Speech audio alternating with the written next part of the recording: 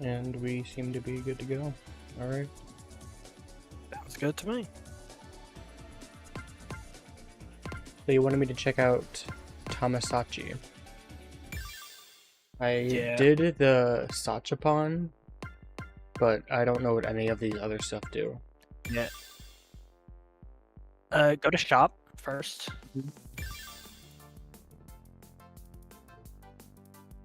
In general, you always want to buy tickets for 2.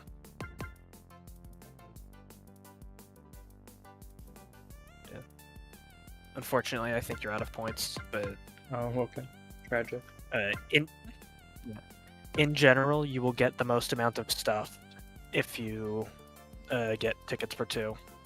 Like, you'll average the most amount of power saves, and the other stat points are useful. Should I just use all these? Is there a downside to it? Nope. Just use them all. Yeah.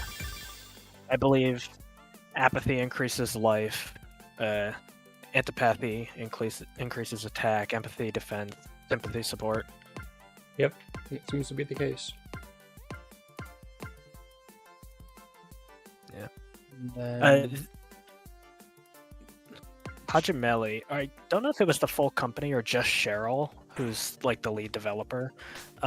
She made a full version of this game called Tower of Tamasachi, where it's basically just a more fleshed out version of it. It's just an infinite, you go on forever, climb the tower.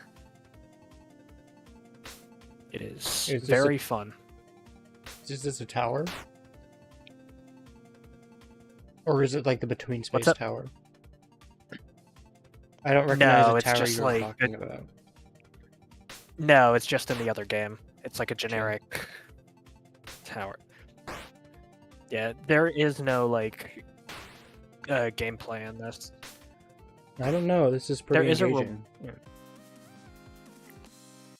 Yeah, there's no like main story effect on this. Boo. There's one. If you beat this whole thing, you can unlock a secret in Between Space that gives you a lot of like behind the scenes stuff. And you get like a heartfelt message from the developer. You get a link to a hidden YouTube video that's a trailer for a canceled project. See, I knew it. That canceled project was actually called Mysticade, and it has since been reworked on the demo released recently. I knew that our little guy wasn't Saturday. We just changed our class to Saturday, and she's pink. And I don't know who that little black-white critter is, but it definitely was not Saturday. Avatar's fine. Well, it says nameless, so... But it says this class like is the Saturday. First class is... Yeah, it's nameless and then Saturday. And the first class is called nameless. I think Allison is the next one you unlock, and Allison's my favorite. Is it just a green version of this? Pointer is really good. Well, look, you have different skills. I do? Yeah. Oh, I do. Heal more. Heal double the amount. Yeah, heal more is good. Saturday is one of the better classes, but...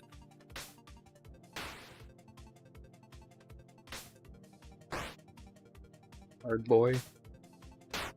You. Mm-hmm.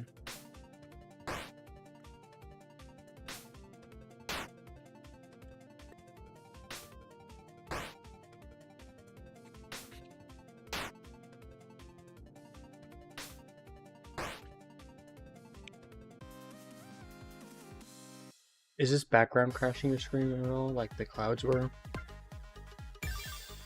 Kind of. Oh, okay. It's definitely lagging a bit behind, but it's not that bad. Alright. I was just staring at it during that battle, and I was like, oh, that's a bit jarring.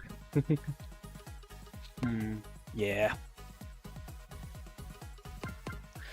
Yeah. It says you can use a ticket to reclass, but I have no idea how you do that. I've never found a reclass ticket. Because the normal... Maybe it's one of these tickets? I thought so, but I don't think it is. Yeah. So do you think I should keep trialing or just go on to the main story? Nah, I think you should. Yeah, want you to try out Soundscape as well. Alright. Soundscan, that's what it's called.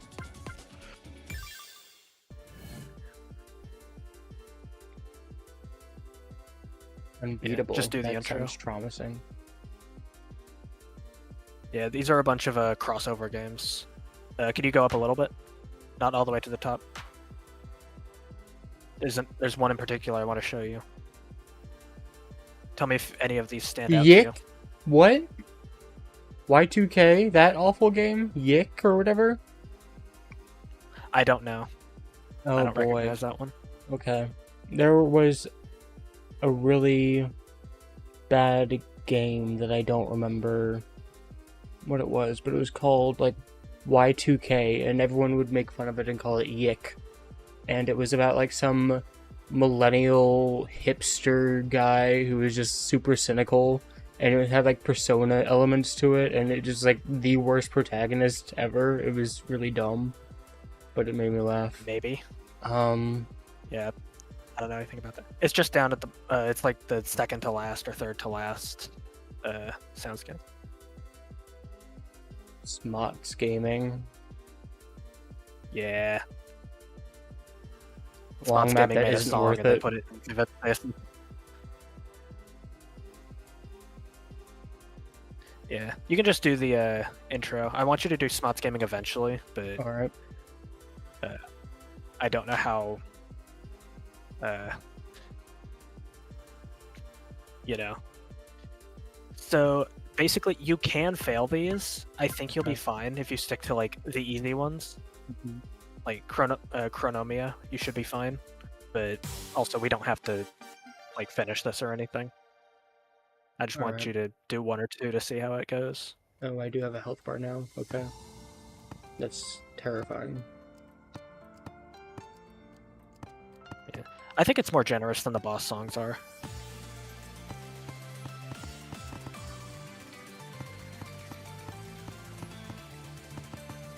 I like trails. Maybe. I think it's just that But yeah, little like it's not the end of. motif. Yeah.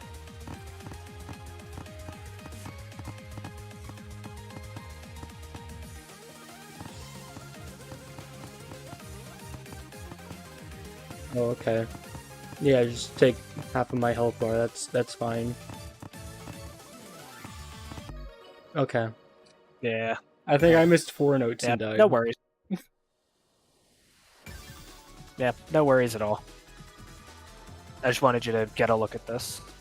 Yeah, Basically, it just generates 3 songs for you. You get different amounts of points. there's a reason why we are playing on bypass mode. Yeah.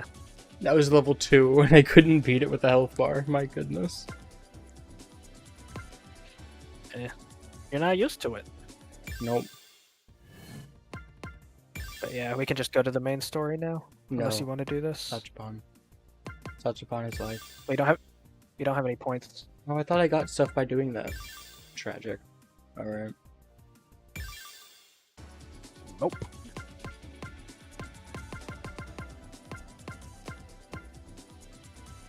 What's course mode?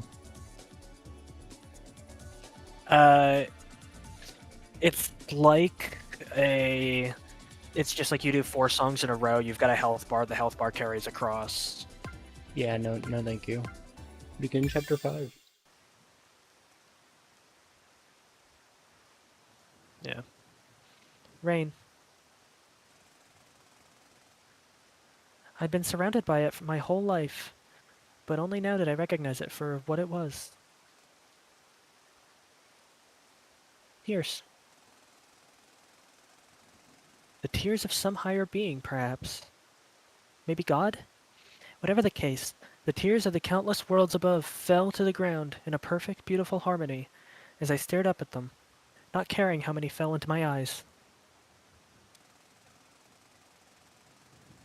It was dark, naturally so. It was well past sunset in the middle of winter, And despite Tokyo's reputation as the city that never sleeps, barely anyone walked by the forlorn bench I sat on. Shit. I heard footsteps getting closer and unfolded my umbrella to look only slightly less like a crazy person. A familiar silhouette faded into view. If it was anyone else, I would probably be upset at my moment to myself being interrupted. But if there was anyone who could poke her way into my bubble at this kind of moment, I was fine with it being her. There you are.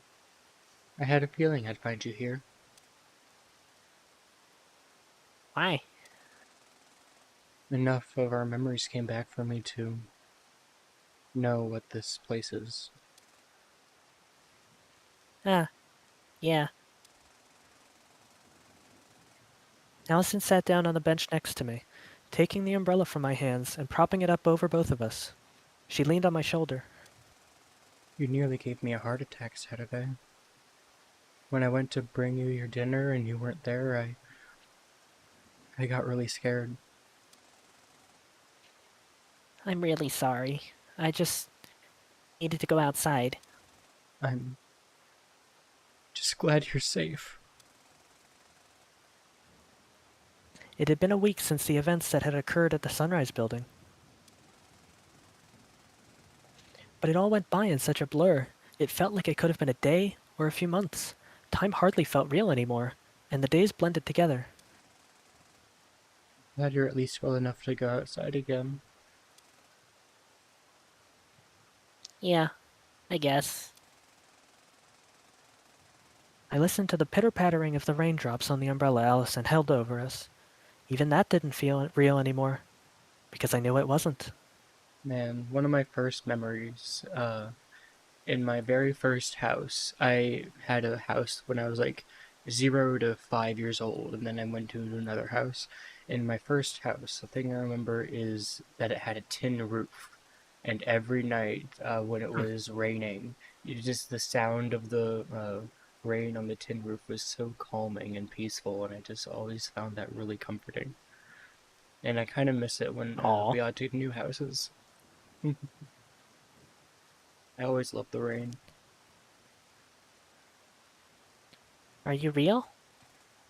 I hope so. I could tell Allison had her own turmoil boiling around inside her as a result of the revelations of a week prior. The idea that our whole lives had been lived in a false reality, a constructed story, had shaken up everyone. Even Ari had lost her cool, and I'd heard her sobbing a few nights ago from my room.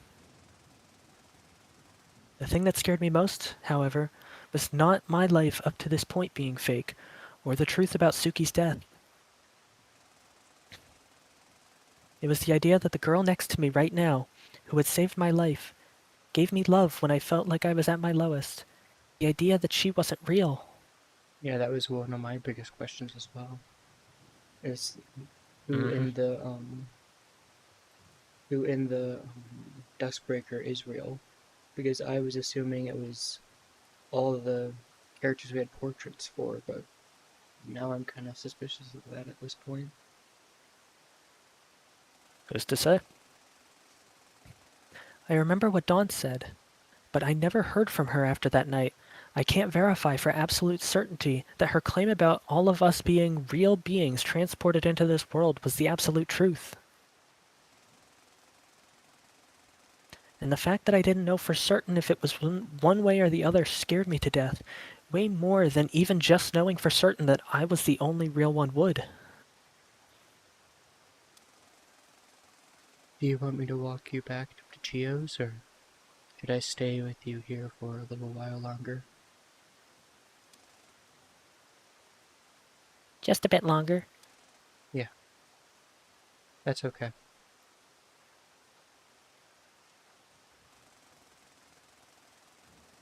The bench we sat on faced parallel to a small playground and park that looked like it didn't see much use nowadays. But I remembered. I remembered that swing set, that cheap metal slide. This was my home. In the original world, This was where Suki and my dad and I lived. When we first started staying in Chio's apartment, this house didn't appear, but I knew now. I knew the truth about this world, about my sister, so it appeared to me, plain as day. I remembered the creaky wooden walls, and I saw them. I could hear them. Memories flooded me, and if Allison wasn't there, I felt like I might have lost myself in them. So I accidentally pressed enter. She did not mention her mom at all.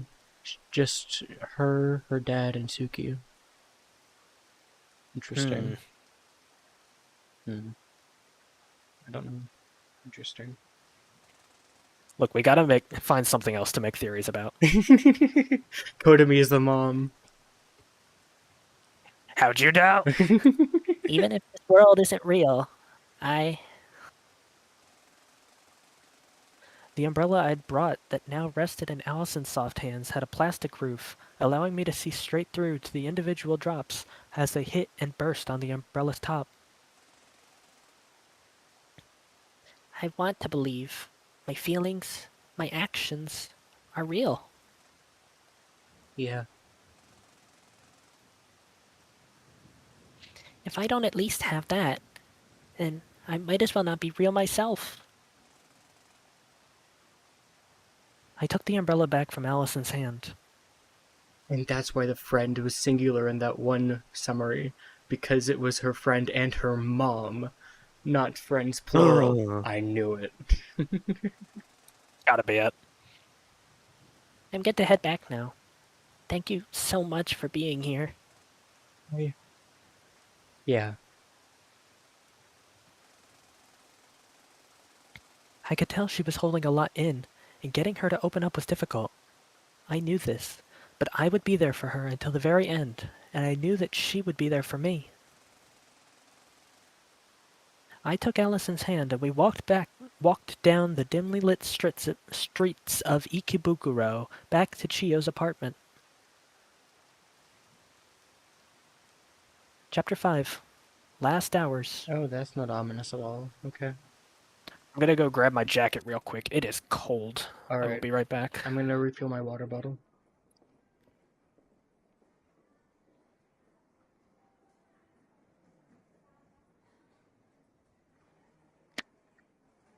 Behold, I am back. Alright. 1 week prior. Ah, I think I might have missed him.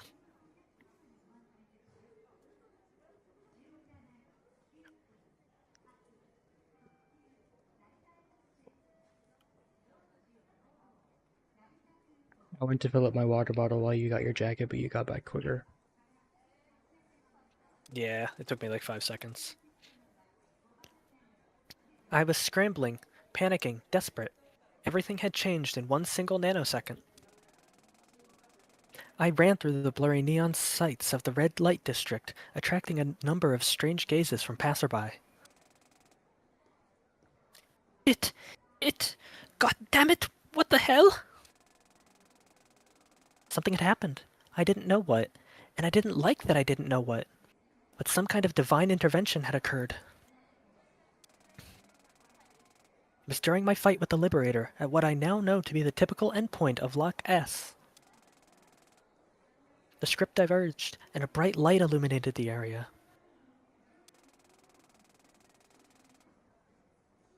Are you going to waste the one escape rope you've ever been thrown since the moment you were born? Because I'm sure as hell not! I let my guard down. I had fallen into a sense of security, and she knew that. She took advantage of that, and she brought us both down to the same level. I don't know what she did, but I'm stuck down here now. In the story.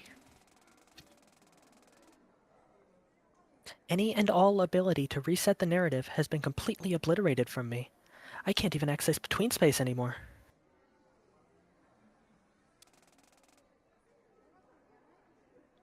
Where are you? What are you planning to do? I screamed into the air knowing, no, praying that she was somehow watching from above.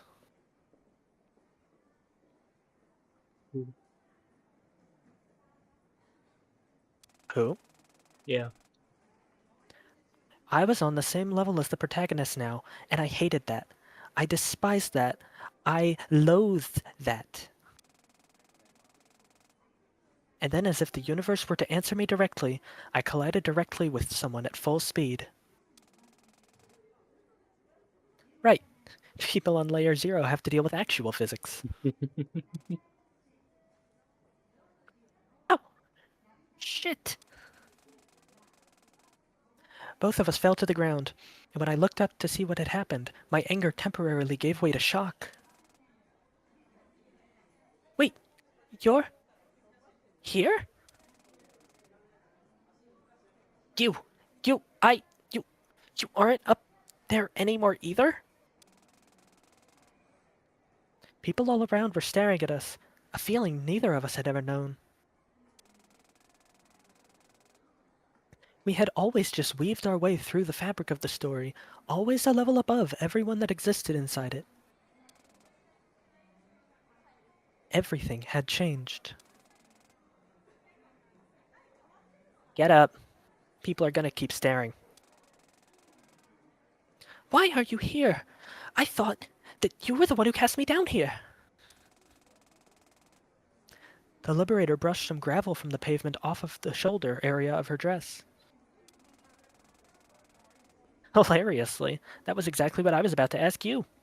It seems that we are both in an unusual situation here. She extended a hand to me. Relax. Even if I wanted to fight, I literally can't. And it seems like you can't either. Come on now. Reluctantly, I took her hand and stood myself up. Alright, well, it's probably not a good idea to split up for the time being, as much as I would rather anyone's company but yours. There's a pretty good coffee shop on this block that's open overnight. The absurdity of the situation of my opposing counterpart offering to take me on a coffee date made my head spin, but she was, unfortunately, right. There was nothing to be gained by going at it alone in such an unfamiliar situation. Lead the way, I guess. And so she did. And I watched, the only one left in the sky. Cycle 8266. How did it end? What were its last hours like? Roll credits. This chapter of our story is a eulogy to the determination and love of Saturday Tasagare. All of her. These are our last hours.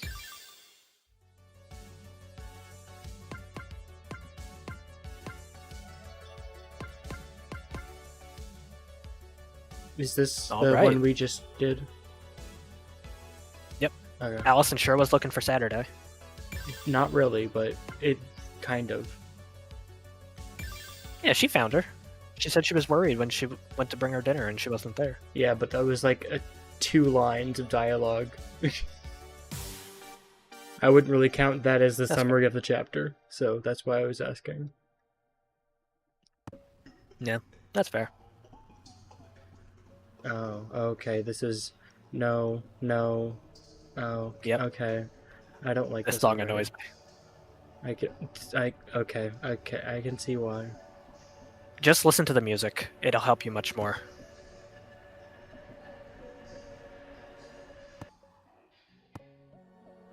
That is the worst part of the song. It does it a couple other times, but it's not nearly as bad. Shh. I need to listen to the music.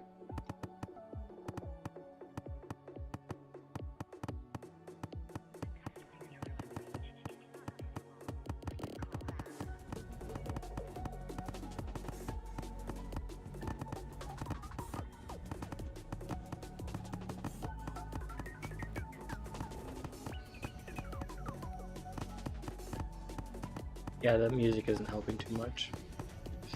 But it's nice, it's peaceful. Yeah. Yeah, once you've heard the song once before, it becomes very helpful.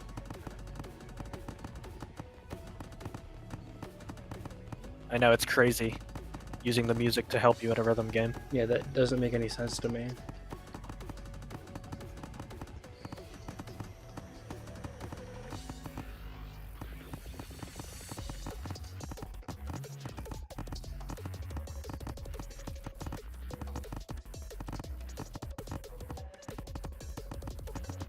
Do the hold notes matter if you let go at the end of time? Because I've kind of just been holding them Yeah, they do. Indefinitely.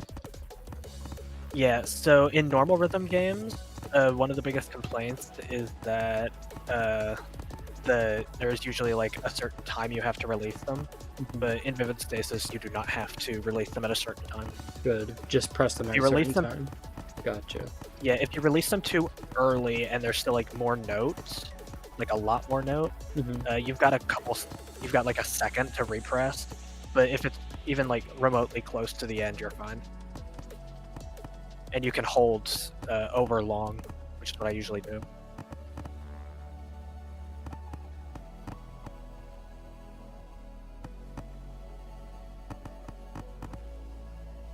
You also can't press a hold note too early or late, unless it's so early or late that you'd miss it entirely. You can't get like a great or a good. It's always an all critical. Oh, I thought you could. What? With normal notes. With bumpers and hold notes, they're not timing based. You either hit them or you miss them. There was an achievement that said let go of a hold note early or something like that, achieving a good. And I don't remember. Yeah, that's what I was saying. If you release one too early, you can still like repress and get a good. Okay. Determination and suspicion. The group decides what to do next. Episode 24. By the time we got back to Chio's apartment, it seemed like she had already gone to sleep. Allison and I stepped through the door and dried our shoes on the entrance mat before stepping into the now dimly lit apartment. Did Chio go to sleep? Kotomi and Eri sat on the couch. Kotomi looked up. Yeah, about half an hour ago. All of this has been a lot for her. I think it's been a lot for all of us. Understandably so. Yeah. Allison and I sat on the couch adjacent to the one Kotomi and Eri sat on. Are you cold set? I'll go heat up some of the leftover soup in the fridge if you'd like. I nodded. Yeah, soup makes everything better, even if just a little bit. Thanks, Allie. Allison walked off, and I looked up at Eri and Kotomi, as if unsure how to begin to talk. Sorry I went AWOL on you guys. I didn't mean to worry you. I just... Hey. It's okay. Well, I think your reaction is arguably the more understandable one. I looked at her inquisitively. Kotomi just gave her the side eye. Kotomi is so suspicious to me for no reason. She just has the weirdest sprites in reaction to what Eri says. I've seen her give Eri the side eye multiple times, and I just don't know what it's about. Yeah. I think it's just how she, like, I think that's just her talk sprite when she's not really comfortable with the situation. Oh, but it does look like a side eye. Yeah. How so? Eri paused for a second, as if unsure whether to continue, but she did so anyway. I was just talking about this with Kotomi. It feels unnatural, the degree to which she and I have just accepted this. Like, it doesn't feel strange for this world to be not real, if you want to call it that. I don't think that's that weird. You think so? I mean, we all grieve in different ways. Some of us process it easier than others, and that's okay. At some point, it felt like I'd started talking more so to myself than the Nichibotsus. I guess. Maybe it's foolish to think in terms of what's normal when none of this is normal in the first place. Or at least, not what we remember being taught as normal. I understood what she was getting at. The idea of how much of our lives had really been under our control from the very start. It's like that theory that the universe, and everything that makes up the universe, was created less than 1 nanosecond ago, and everything we remember was filled in for us. It never happened, but the universe operates as if we remember it anyway. I remember hearing about that. It really fucked me up way back when I first learned about it, because that scared me. Is it not anymore? I think I stopped caring once I pulled myself out of getting stuck in the past. The temptress called nostalgia. True. I have a very clear recollection of a night from a few months back. It kind of scares me when I actually think about it with the context of everything we learned. I knocked on Allison's door, and even then, I felt my hands shaking. A slight groan came from inside. What happened with the soup? What? Who is it? Saturday? Sorry, can I come in? Saturday, what are you doing at my room? It's 2 in the goddamn morning. I'm not doing too great. Can I come in? Yeah, of course. Hold on. Let me get dressed. I heard her shuffle around a bit, and then she opened the door. Come in. Sit down. Tell me what's going on.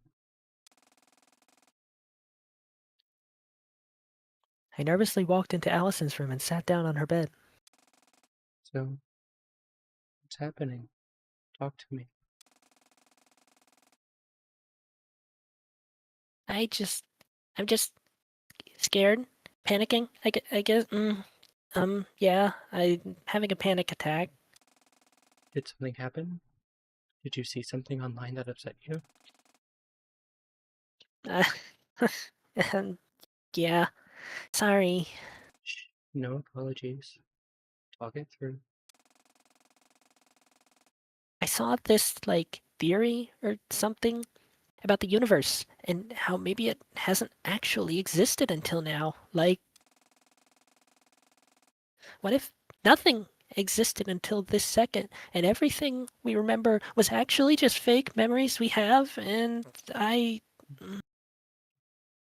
Let's see. Okay. Deep breaths.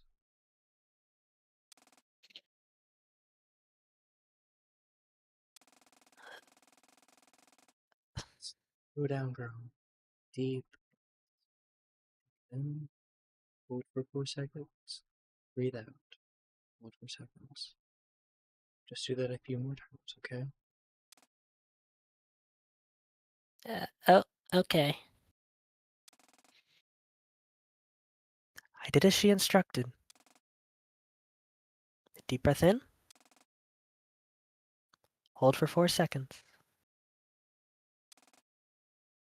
Deep breath out. Hold for 4 seconds. After a minute or so, I felt myself stop shaking. Ah, okay. Sorry. I think I. No apologies. Shh. It's okay. Then, I felt her wrap her arms around me from behind in a tight embrace.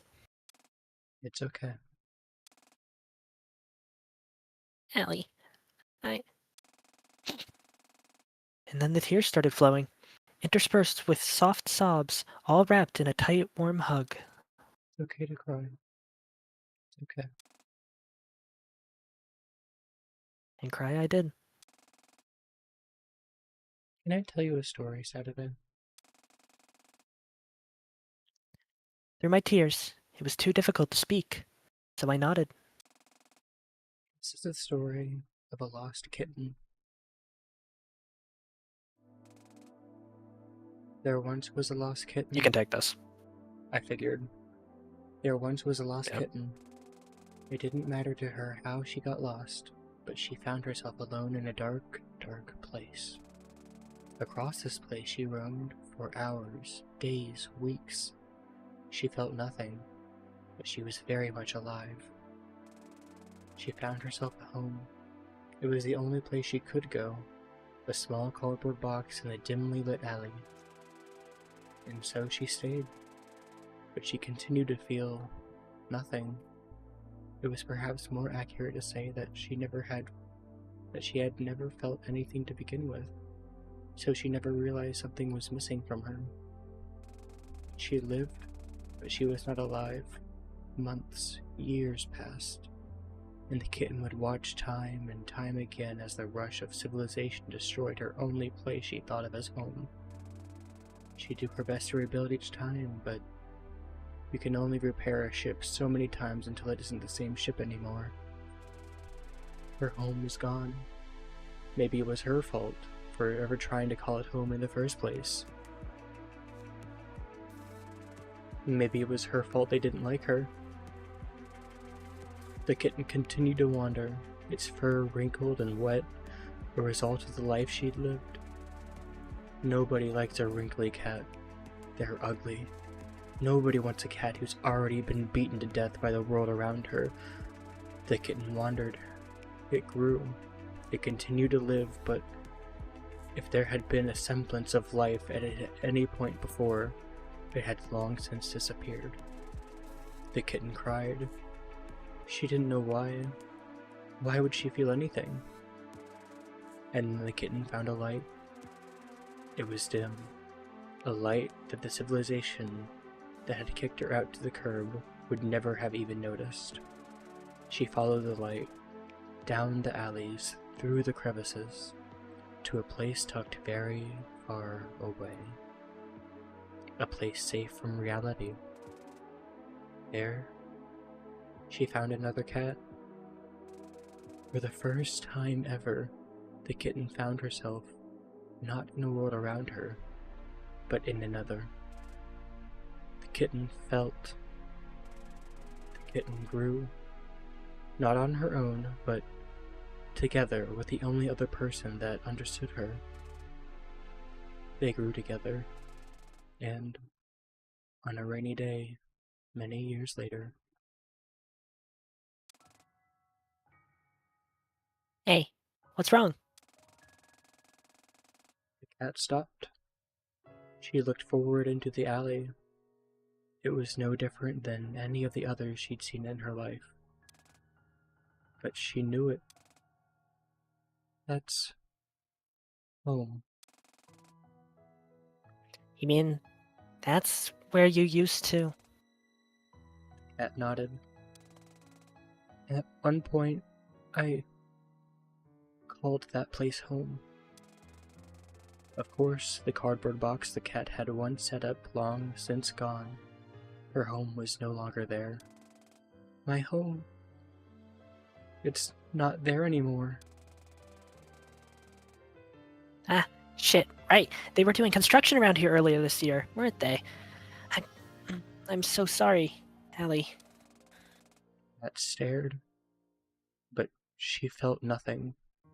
No sadness, no regret. Because that place wasn't ever my home.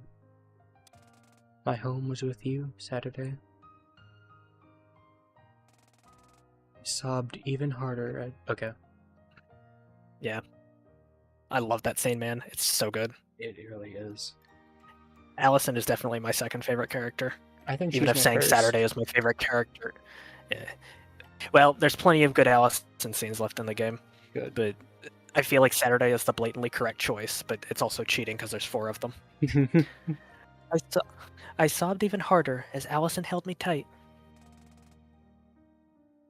I've been such a fucking idiot. You've just been you, Saturday Tasagari. I put you in danger. You nearly died because we investigated that basement. How am I supposed to live with that? Allison sighed softly. But I didn't. I'm right here, and that's all that matters. That's all that matters. That was when everything changed. Why does it matter if the world isn't real? Why does it matter if our memories aren't real? Right now, at this moment, my feelings are real. Everything I feel is real. That's really all that matters.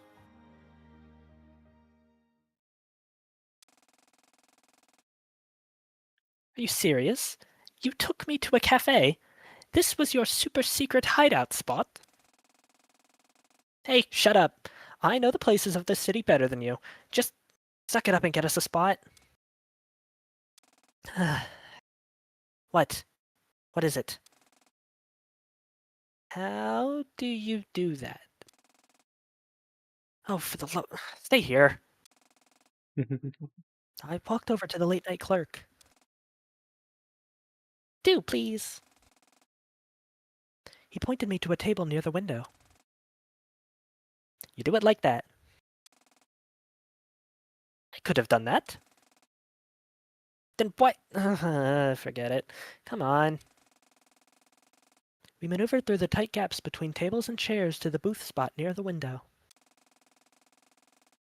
It sat directly against the wall, and there was a wall with tons of old newspapers decorating it.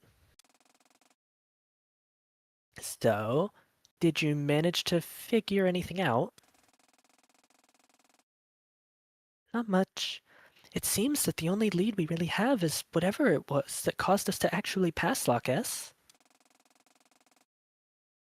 Was the same thing that more or less revoked us of our position in between space. So nothing we don't know already. Great. Hey, you try! I'm assuming you didn't manage to get anything either. Yeah, I can't really fault you when I'm in the same boat. But at the same time, I'm not surprised. How so? Well, 8,266 cycles in, and we know how this works by now. Those inside the confines of the narrative don't typically gain the ability to learn information about that which resides outside of it. That's true. Protagonist was only able to because of you guiding her. Yeah, so you finally admit that I was useful? I don't know. And, to be honest, I don't know how to feel about the fact that I don't know. You too, then, huh? I know who and what I am. I am the World Keeper, flight personified, as split off from Saturday during the severance of emotion. You and I are both literal embodiments of concepts, and as a result, until now, we've been locked in an eternal battle, as we can't coexist. Which means it should, given the entire history of everything that's happened in these 8,266 cycles, be impossible for me to give any credit at all to your efforts inside the narrative to lead Saturday to the truth. Yeah. And likewise, it should be impossible for me to give any credit to your efforts to keep the protagonist and her friends safe from the harm I created in the path to the truth. In other words, everything about our current situation should not exist. And yet, here we are. Indeed. We sat for a while, as time passed on a scale we'd never been able to truly feel until being stripped of what had made us who we previously believed we were. What are we, really? Hearts of Saturday, I think. I know that, but if we aren't who we previously thought ourselves to be, what are we really? I didn't have an answer to that. Neither of us did. We sat in silence for a little while longer, and then the waitress came over to get our order. 5 salmon nigiri, please. Nigiri, please. I'll get the spring roll set. You can take this. Thanks. I'll be back shortly with your food. Thank you. Waitress left. 5 salmon nigiri? Hey, it's the best kind of nigiri. Don't knock it till you try it. Dawn sighed disappointingly. I had an idea about what we could do. I'm all ears. Dawn leaned forward and spoke in a hushed tone. Interesting. I think they may be plotting. Love. I think no break is good. I don't know offhand. Oh. I think this song is good. I don't remember.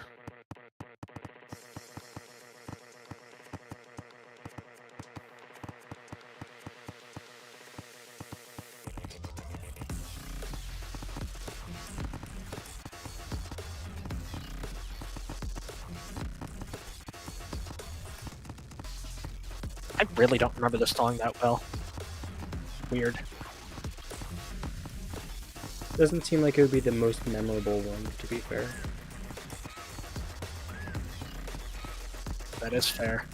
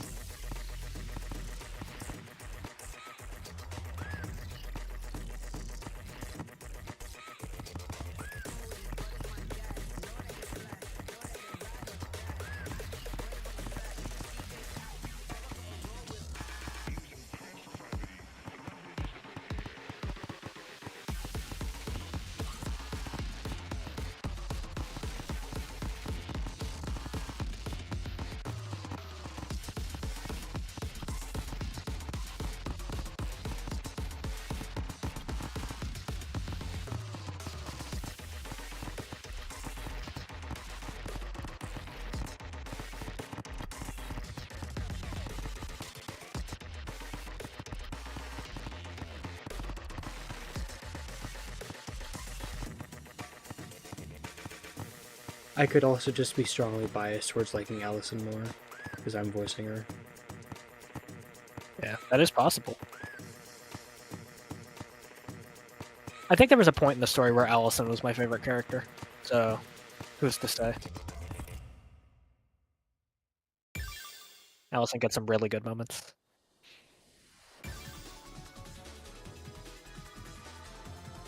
Okay, that was weird. It took me to my title screen thing. Weird. Yeah, that showed up on stream. Great. Okay. Nope. Not for Discord, anyway. Yeah, it showed up on the stream though. It just happened. Yeah.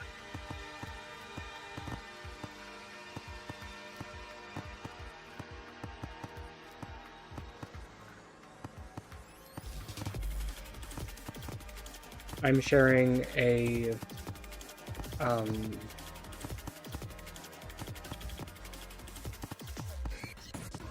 sharing a tab to you, the tab of the game, so it wouldn't show up on Discord.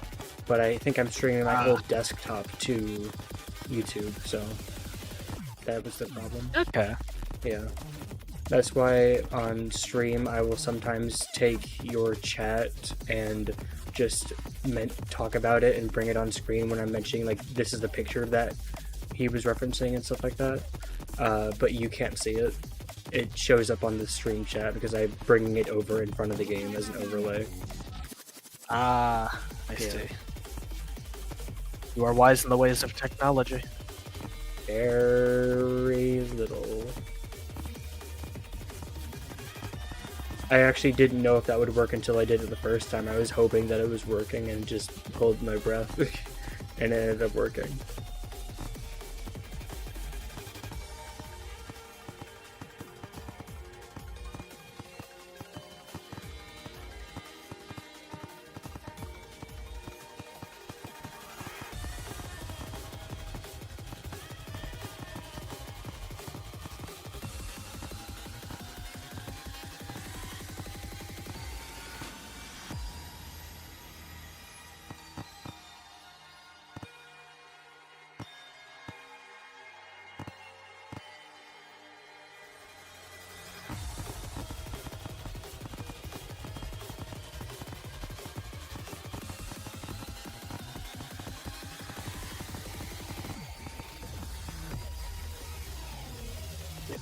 Yeah, Oh, I that don't was good, recognize so- this song at all. Strange. I like it. It's kind of peaceful. I like this part in particular. The beginning was a bit forgettable. I like it better than the other one, definitely. Yeah. No break. This is Null Break, right? No, it's not. Never No, mind. this is Nelv. Nelv? I thought it was the same song. Okay, I'm just... Man. All of them were blending together. Saturday and Allison visit Suki's grave. Claire de Lune. No! I hate this game. Curse you and I your love this Claire de game. Lune. I associate Claire de Lune with Danganronpa V3. That's like the only thing I associate Claire de Lune with. And it makes me don't worry, me cry too. every time. Boy. Oh, don't worry. This song, this game loves making you cry. The Night of Fright is awesome. I love this song. Sounds like a spooky Halloween song. Stern Stewed. I at least recognize the title of that one. Allison and I stepped off the metro car into the more nature-oriented streets of Hachioji. Are you doing okay? I'm holding it together. Thanks, Allie. You want to go home? Just say the word. I understand. I nodded. Thank you. I want to push forward. We had left Chio's about 45 minutes prior, and were on our way to a small location in the nature of Hachioji. We'd been planning this for a few days now. It felt like something that I needed to do. Looks like it's a straight shot from here. I'll call over a taxi. Thanks. I breathed in, and then out. I was scared. I wasn't afraid to admit it, but that didn't mean I wasn't still scared. A small taxi pulled over for us and opened the door. Allison and I hopped in the back seats. Hello, sir. We're trying to get here. Allison pointed to the location on her phone's Google Maps, and the driver nodded. We fastened our seatbelts and got back on the road. I felt Allison's head fall on my shoulder. She was probably tired. Not that I could blame her. It wasn't a long drive, but it felt simultaneously like an eternity and a nanosecond. Finally, the driver dropped us off at our destination, and Allison paid the fee. We got out of the taxi, and it drove away. Are you ready? I am. Okay. Let's go.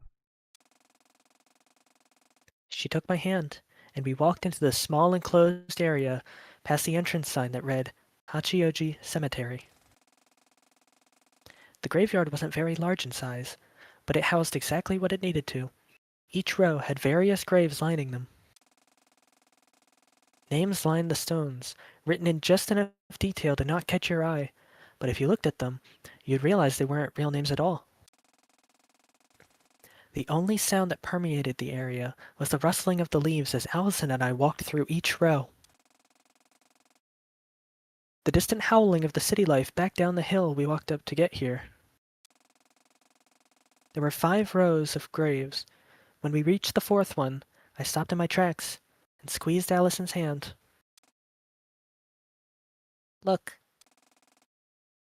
I pointed. She nodded. We both saw it.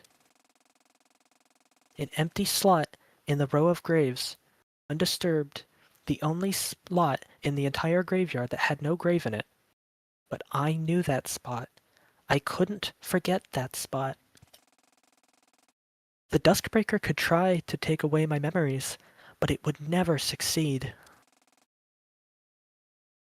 Can you stay here for a second? Yeah. You can just come back for me the moment you need to. I will. Thank you, Allison. I let go of her hand and took a dozen or so steps toward the empty slot. Each step felt like I was crossing a whole world. And when I got close enough, I could see it. My eyes didn't register it, but I saw her grave there. In my mind, I saw her grave. I walked up to it and kneeled down. Hey, it's been a while, sis. I know that this isn't the most ideal situation for us to be talking in. I guess maybe it would have been better if I came during the day. But I guess this just felt like it was the right time. 'Cause you know what Suki means and all. Felt fitting, I guess. Things have been kind of stressful. I mean, not kind of. It's been really hard to go on. I feel like it wouldn't be a stretch to say that this past week has been the hardest week of my life to push through. It's really overwhelming. I mean, it's still really overwhelming. Well, the other night, I was wondering if it was worth trying to keep pushing through it. Do you remember that day back in 2008? It was the first time Mom and Dad left us alone at home. We were so excited.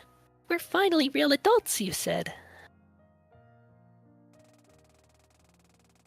We ended up making a pillow fort on the couch. Mom came home early and couldn't find us anywhere, and she was panicking. Remember laughing about that? It was so funny to us at the time.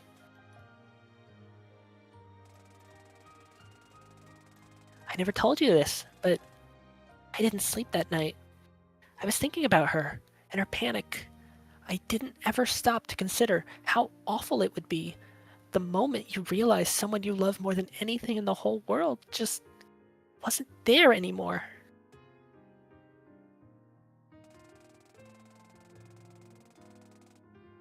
The other night, I thought about just giving up. Fully. If nothing was ever real to begin with, could I reach the real world if I just left this one behind?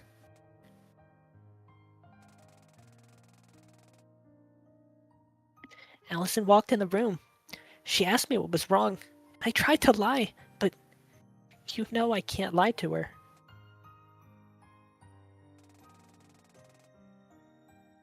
She broke down sobbing.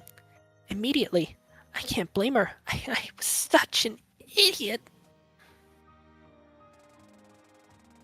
Because I know how it feels to be absolutely at peace with your life and those you love, and then suddenly you just lose them.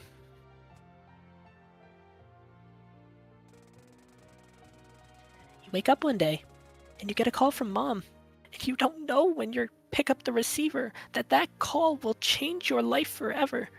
that you're about to find out that someone you love more than anything else in the whole wide world is just not here anymore.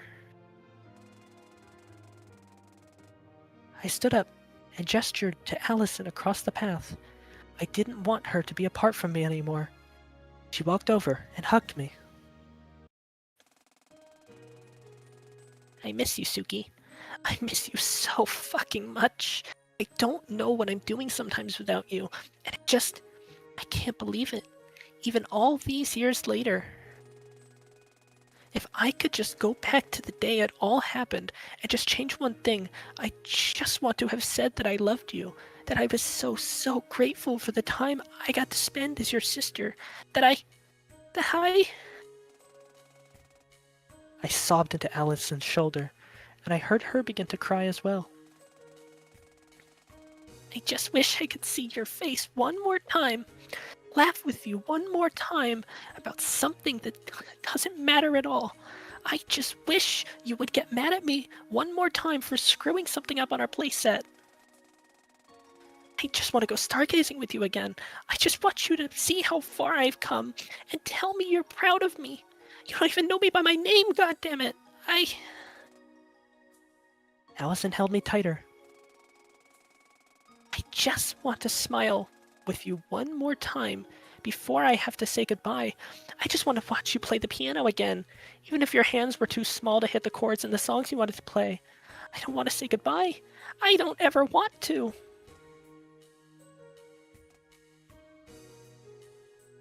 I just wish I could tell you how sorry I am.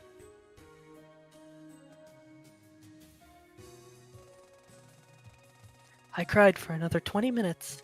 I cried to the skies, praying it would reach my one and only sister in the true heaven that she no doubt went to. Allison stayed with me the whole time, also crying. She didn't say a word. Neither did I.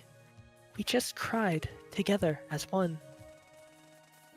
Finally, I wiped off the last few tears in my eyes and let go of Allison. Thank you. From the bottom of my heart, Allison. Thank you so much for being in my life. I love you more than anything in the world. Allison wiped away her own tears and smiled at me as more continued to pour out. I wouldn't ever want to be anywhere else. Not in this world, not in the real world, or any. I fell back into her arms, and we hugged each other tight for another few minutes, not out of sorrow, but out of love. I love you too.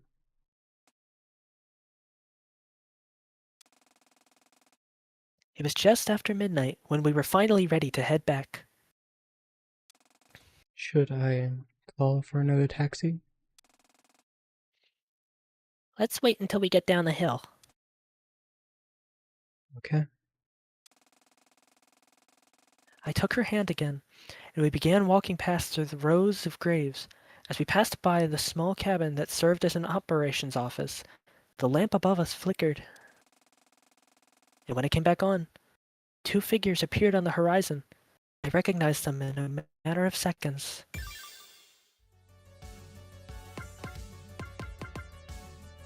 Man. Holy cow. This might be a good game. No, you're giving it too much credit. It's an awful game. Makes Funny. me feel emotions. You said yesterday I wasn't giving us nearly enough credit. I was underselling this game. Yeah, bad games make you feel emotions. True.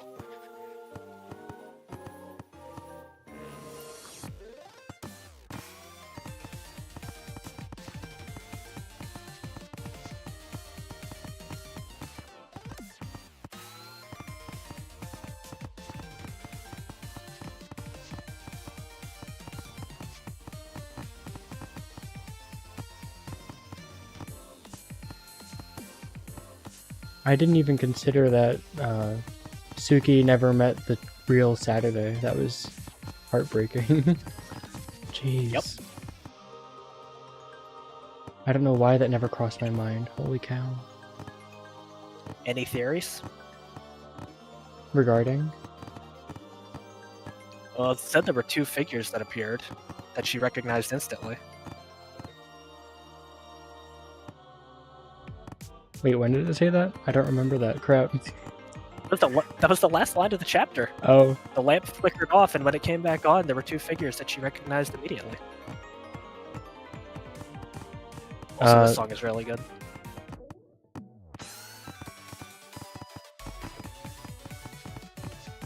the only logical thing is Suki and Dawn, but that doesn't feel right.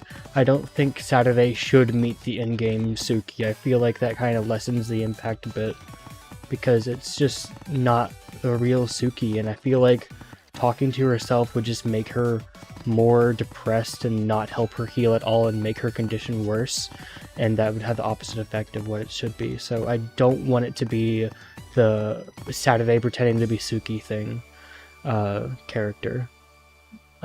So I don't want it to be Dawn and Suki, but I don't really have anyone else it could be. I guess Kotomi and Eri, but I don't know why they would be at the graveyard at this time of hour unless they were searching for them, but I feel like they would let them know where they were going. True. The only other options for characters that we have is Chio, Setsuki, who I believe is dead, and we have no confirmation about what has happened to her mom. So I guess my current theory is Eri and Kotomi. It doesn't feel right, but it's the one I would rather go with because I don't want it to be Suki and Dawn. I just feel like Saturday talking with her other selves would not help a healing process in any way, and would just make this, when she's finally starting to accept everything and confront everything, just break her a bit more. I think she might be able to meet them in the future, but I don't think this is the point in time where she should, and I'm just worried for her safety and mental health, Okay. if that's the case. Okay. Confronting herself imitating her sister at her sister's grave just would not be a healthy. Not be a vibe. No, not in the slightest. I really like this song. Holy cow, this might be my favorite song in this track so far. This song is really good.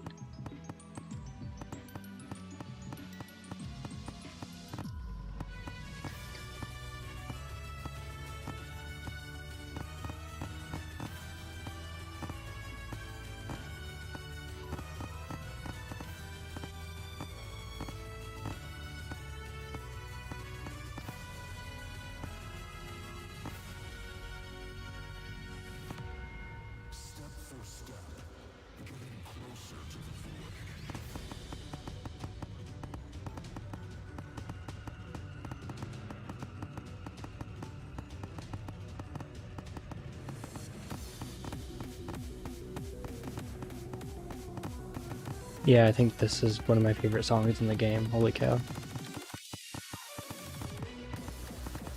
I'm a sucker for anything Halloween music-y. I just love the theme around Halloween music. I get scared super easily, but I love the suspenseful music and creepy little kooky dances of spooky scary skeletons and Monster Mash and stuff like that. It just makes me happy. And this has reminded me a lot of those. Yeah. I like the music box in the beginning. That's a good one. I forgot about that song. I was referring to the beginning of this song. Oh, okay. I thought you meant the... There was a music box in the beginning of the story, right? Which story? They found this story that they found in Suki's office, I think. And yeah, I don't think we ever heard geology. this song. Oh, okay.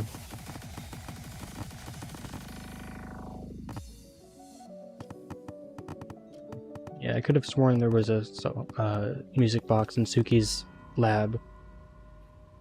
Yeah. Yeah, that had the indentation on the bottom of it that let us get the shrine coordinates. Let us get something. What are the shrine coordinates? The website? Yeah, that's what I thought at first. But Exterminate brackets. Exterminate parentheses.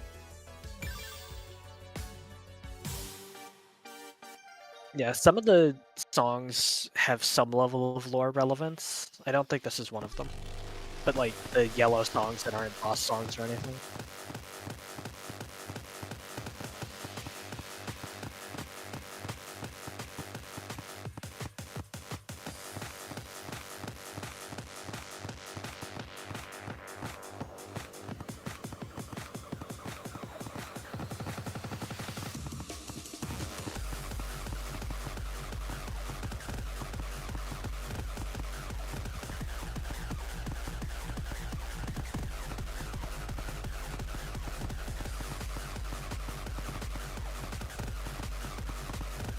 It sounds not really, but it sounds like the Gen 6 X and Y gym battle theme. I'm hearing I it. mean, definitely not at this part. Yeah, obviously, but I can hear it. I could hear it. This part also sounds like Pokemon music.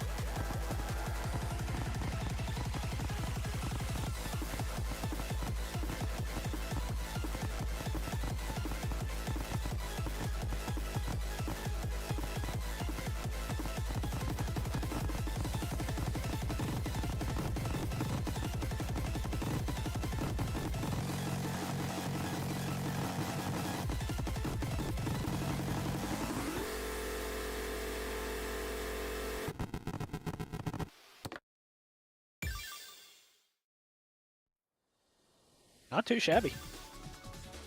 That was a good one. Yeah. Saturday confronts herself. Aw, man, I was wrong. Boo. Drats. Alright. What, you didn't think that the perfect time was right after coming to terms with everything? I don't think she's come to terms with everything yet. I think she's still in the process of it. At least give her till the next day. Not right after the grave scene. At least wait till the Look. next day. The game's only halfway over. We have to re-traumatize her somehow. Hey, fine.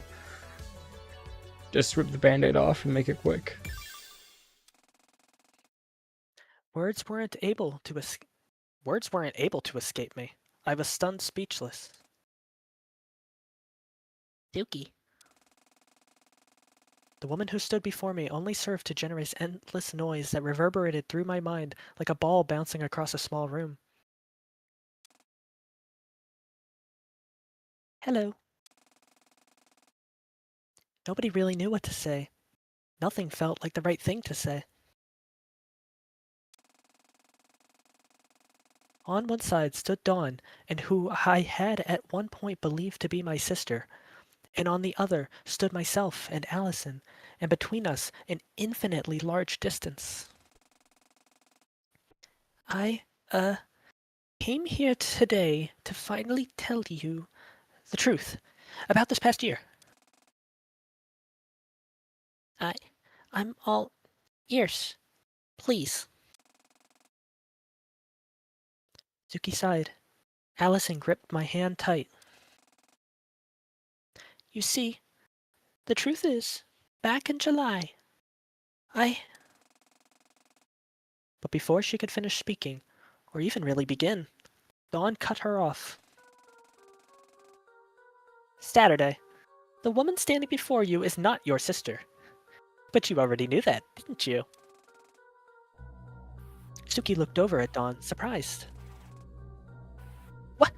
What the hell do you think you're? Answer the question, Saturday. I fidgeted. Of course Dawn was right, but something about her demeanor told me that playing into what she was asking would only lead me to pain. Of course you knew. Then, can you extrapolate who this woman really is? Her true nature? I don't know.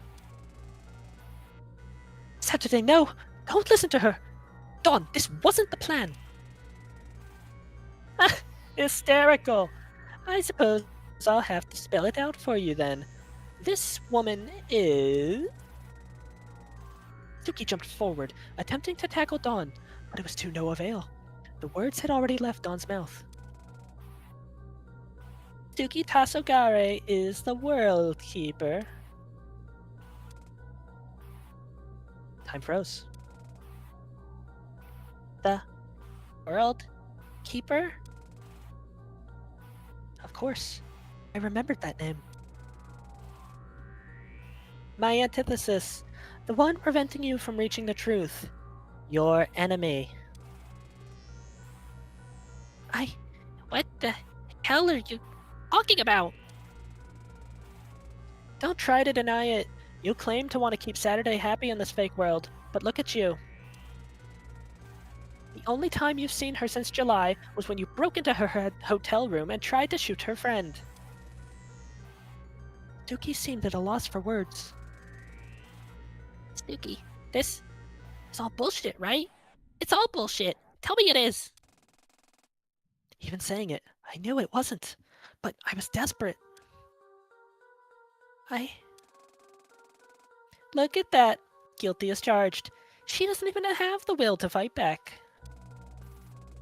Dawn, you bastard! Were you planning this the whole fucking time? Dawn laughed, a cold, methodic laugh, but it held a twinge of sorrow. I'm sorry, Saturday, but this is the only way.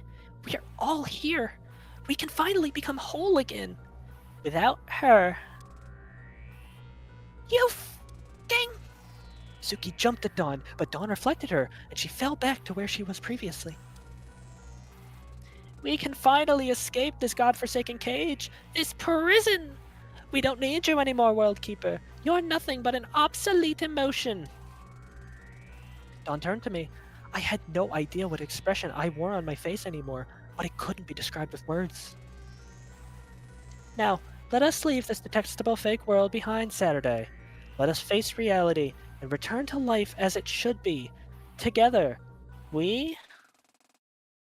Her ramblings were interrupted by the sound of impact. I lunged forward and punched her square in the face. Dawn fell back, a slight bit of blood spurting from her nose. Become whole again? Leave obsolete emotions behind? Do you even listen to yourself?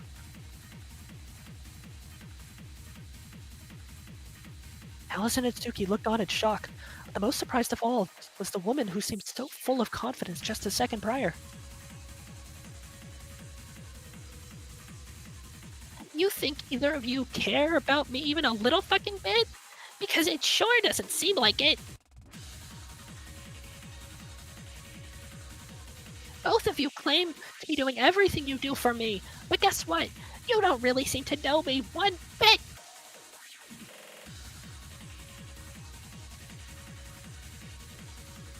Dawn regained her composure and stood herself up.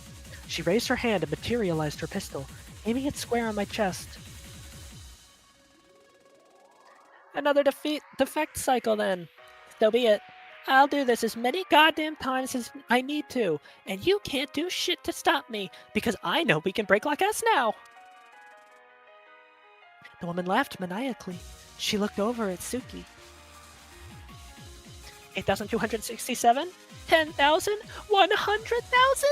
I'll bring it all back to null as many times as I have to. And eventually, you will reject her. You will realize that you do not need Suki Tasogare. I clenched my fist and braced for impact.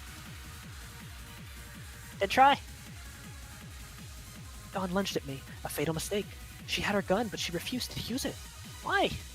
I suppose it didn't matter for me. I didn't block it. I stood there and watched her draw closer.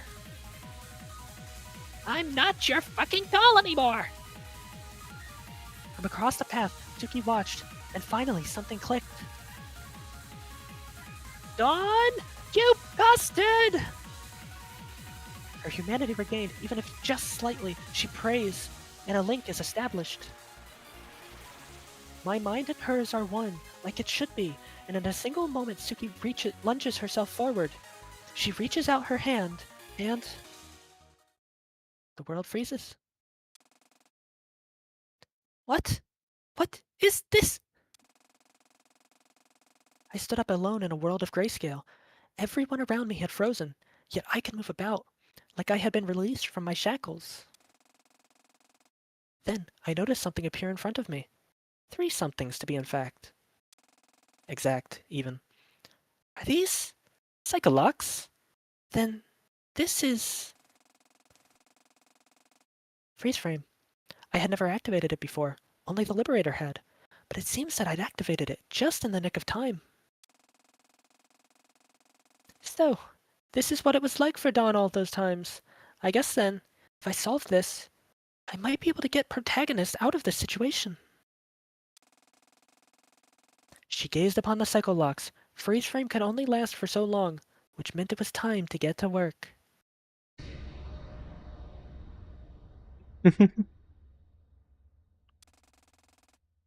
Wait, does that play every time the Liberator does that too?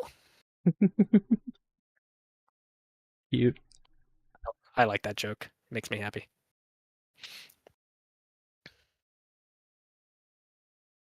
All right, puzzle time. Colors, okay. I hate this one. It sucks. I'm this close to just telling you the answer off rip, but I want to see if you can figure it out.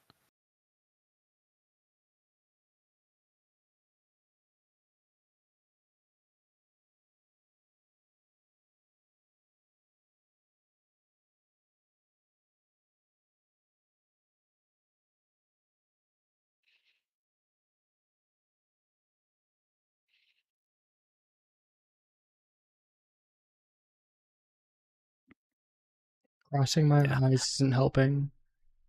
I don't think it's Morse code.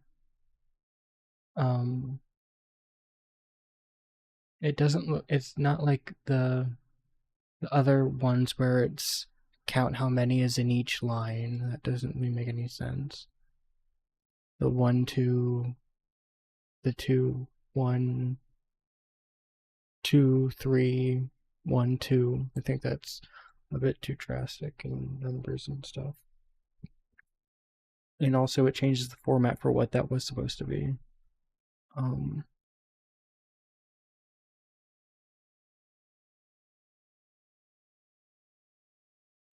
Changing it to vertical doesn't really, horizontal doesn't really help. Vertical doesn't really help either. I'll give you the first hint. Okay. Look at the color. Do they represent something?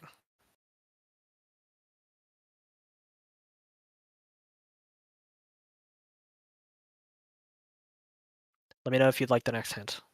Yeah, give me the next one. Or even someone. I see Suki and Dawn, but I don't know who red would be or even white. That's pink. The pink is Suki. No, Suki's red. Saturday's pink. Oh, really? And our mysterious fourth part is I thought I always considered Saturday to be like a light pastel pink, while Suki was a hot pink. Yes, Suki's top left. That is more hot pink. And then bottom right is our storyteller. So, theoretically, what do you think you should do with those 4? Is it combine them or something? Yes. Like merge? How would you even do that? What? You would need to use like an image editor or something. It sucks that I'm willing to just give you the answer. Yeah, just give You me have the to like answer. overlap the 4 images. Yeah, it's Fate. Fate. There's nothing to do with that yet, but I mean it'll be your first word. The one on the right is fun. Stuffer. The periodic table? Okay. Let's see here. Mm-hmm. I'm gonna get my phone and pull up the periodic table.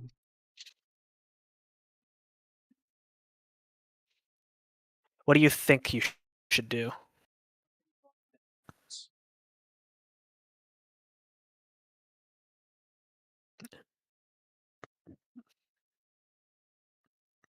No way.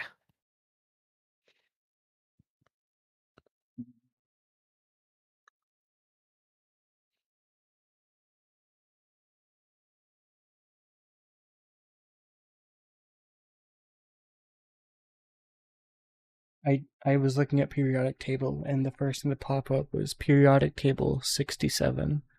I hate everything.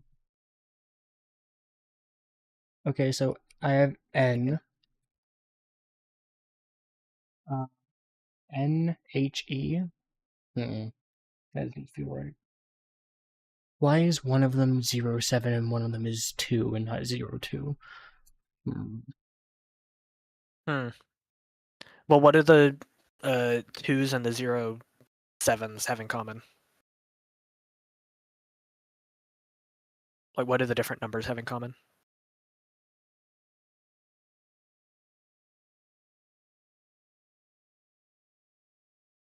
Wait. Yeah, I think you can get this one.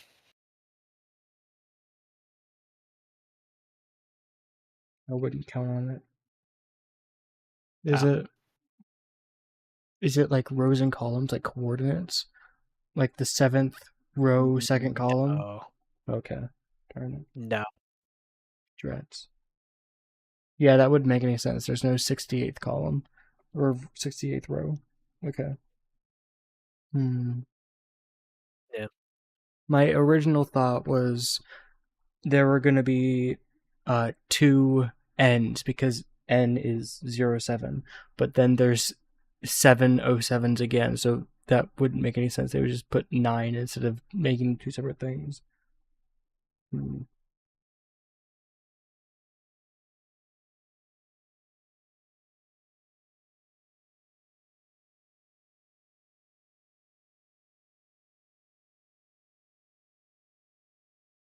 Weird.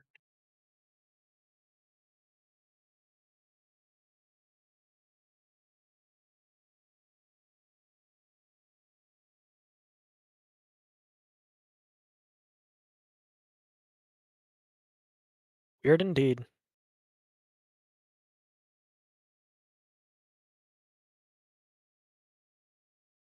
Oh, wait, I see it. Okay. I didn't. Okay, I'm dumb. Yeah. It's okay. This is probably one of my favorite puzzles. Or at least like an individual puzzle.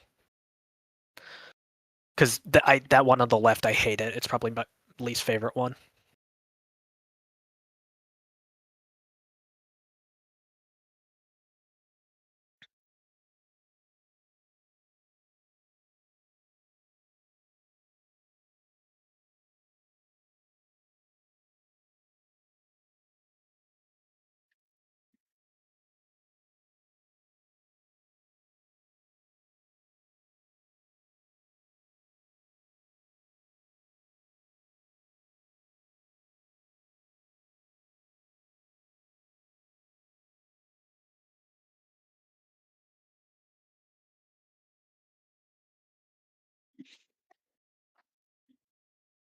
So yeah, seems like the story's really ramping up.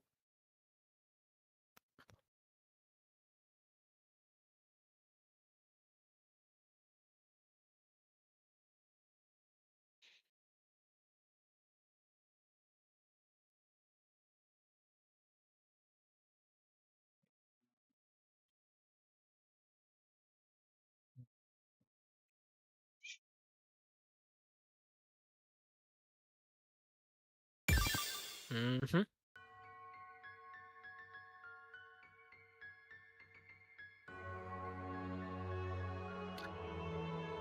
What is this? Some kind of lock-say?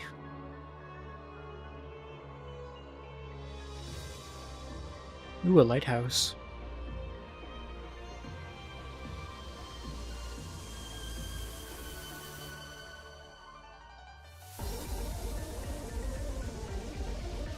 Claudia Libertia.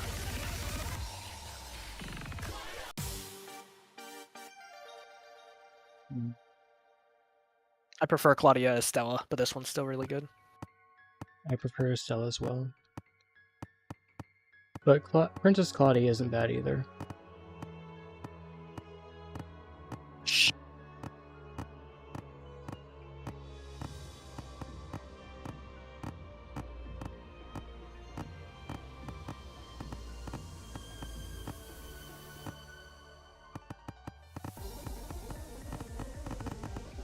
I actually don't know what that's a reference to. I feel like I should. You should. It's Trails. Chloe's real name is Princess Claudia. Estelle Bright. Oh, yeah.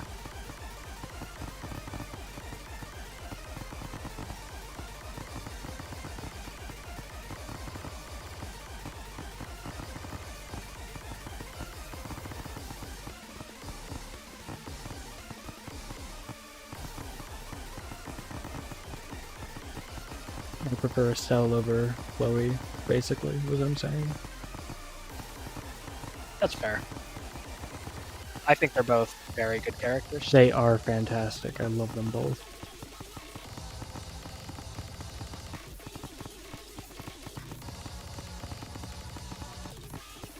One of my favorite scenes with Chloe is in Sky the Third, and it's just one of my favorite scenes with her in it.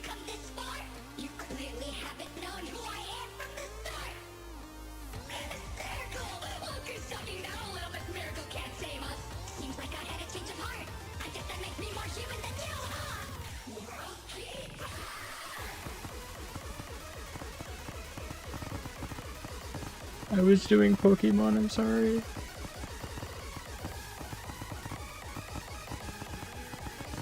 This is a good game. Yeah, it was. It's alright.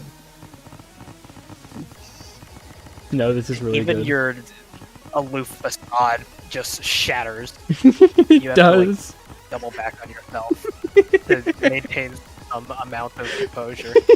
Because you are in the presence of absolute peak. Absolute cinema. I've noticed.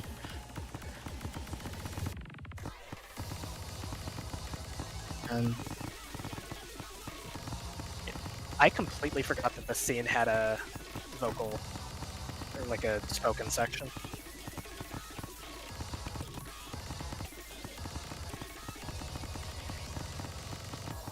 Darn it, wrong ones.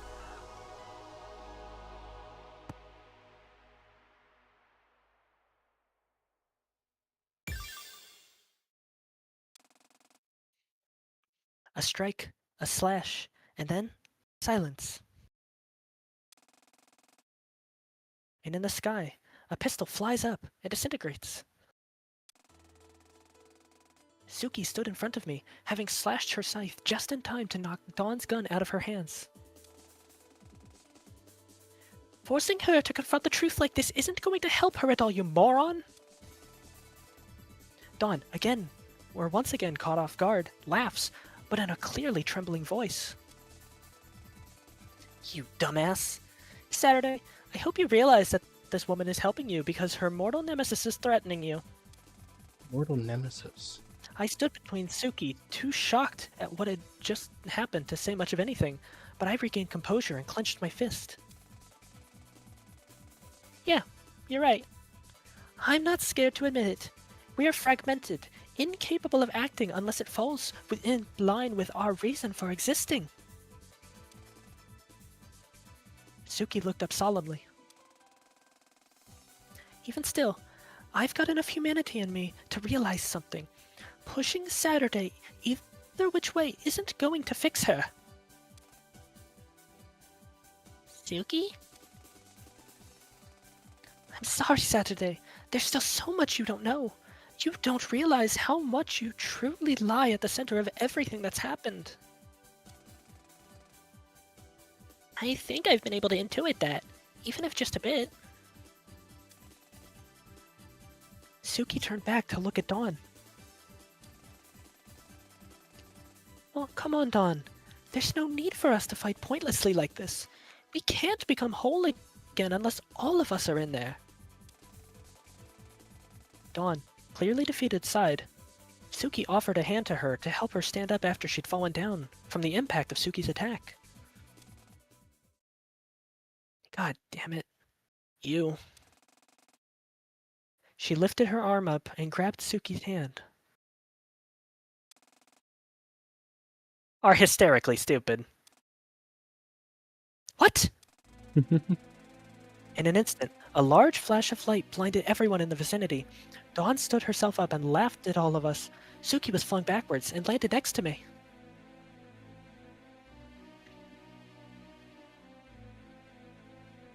What part of Saturday would act like this?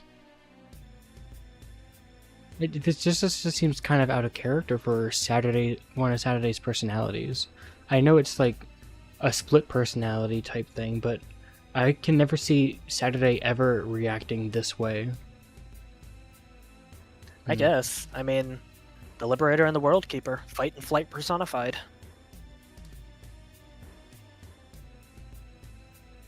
Are they not two like halves of Saturday's personality? Or just fight and flight? Are you just your fight and flight? No, but I feel like one would be stronger than the other. A fighter, whether depending on your reaction to things, whether you flee or avoid things or stand and fight, and I feel like Saturday is... Well, if you remember correctly, I was going to say Suki was stronger. She right after the severance, she basically expelled the Liberator and made her think she was just Dawn. Yeah. Yeah, that whole cutscene. This just doesn't feel like something Saturday would do. Know. Yeah, that's true. Interesting. You're hilarious, World Keeper. You think you have some one-up on me? Some advantage? Did you forget what we are? What the hell are you going on about? What did you do? We are two sides of the same coin, World Keeper. You think I can't predict exactly what you're going to try to do? You saying? No, you couldn't have.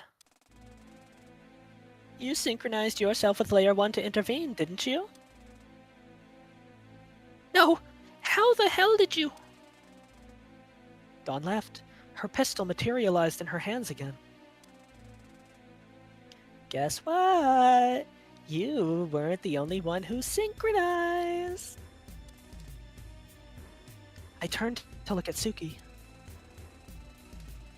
I have to admit, I'm barely following what's going on, but are you saying that she has the same powers as you now? Suki grit her teeth. Regrettably, yes. I should have realized she'd seen through it. Now, World Keeper, do you remember what we represent? God damn it! Say it! Explain it to her! This time, you're going to be the one to confess the truth. She pointed her gun at Suki. Suki? What is she talking about? God damn it, Liberator! Suki threw her scythe to the ground. Dawn smiled and lowered her pistol. She and I are not whole beings. We're a part of you. Specifically, the ideas of fight and flight brought to life. Huh? What? Huh? This entire time, she's been guiding you through the truth, leading you along a breadcrumb trail, and building your desire to find the truth, no matter the cost. strengthening the ideal she represents. Dawn laughed. And so you did. You followed the trail and found the truth. The truth that your sister has been dead for over a decade, and the girl in front of you is just a sad, sad reflection of yourself. And at the very end, she brought us both here, under the guise of a plan she never intended to follow through. It exposed my identity before your very eyes, tipping any last favor you might have had for me right over. Exactly! 1,000 points to Team Worldkeeper. We're both synchronized to Layer 1 right now, but you're as good as helpless against me. I couldn't understand what was happening anymore, but I could gather this much. Giving in to my confusion and sorrows now is exactly what this antagonistic woman in front of me wanted. I held myself together. Now, I'm sorry, but our little jamboree has to come to an end. You fucking bastard! Don't lay a hand on them! Dumbass. It's far too late for prayers now. Dawn disappeared from the environment and rematerialized behind Allison, who had been too stunned to speak since Suki had first arrived. She delivered a roundhouse kick, toppling Allison over and knocking her out. Allison! I rushed over to her to get her up and glared at Dawn. You piece of shit! All coherent thought had vanished. I rushed forward in a blind rage. Dawn found this amusing and laughed. Time for payback. Dawn delivered a punch to my solar plexus, and I fell to the ground like a puppet with its strings cut. You... But there was nothing I could do, and my consciousness faded, leaving only the shattered beings behind, and myself, watching. Now then, Worldkeeper, we can do this the easy way, or the hard way. We'll only have a moment to act. Prepare yourself. Suki sighed. There was nothing she could do. Just about. Looks like you finally came to your senses. Dawn raised her pistol again and pointed it at Suki's chest. Good night, Saturday. Now!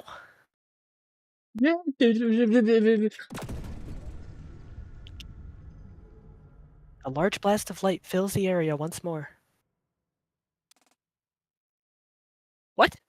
No! Dawn and Suki freeze in place, and a new figure melts into the environment as the world turns gray once more. Thank goodness. I walked over to where the protagonist lay and picked her up. The color returned to her, but she remained unconscious. I'm so sorry. I set Saturday down on the ground momentarily, and then held my hand out. A fissure in the fabric of the narrative was created, and on the other side, a layer above. It's time for you to learn everything, Saturday. I picked her up once more and carried her through the crack in reality.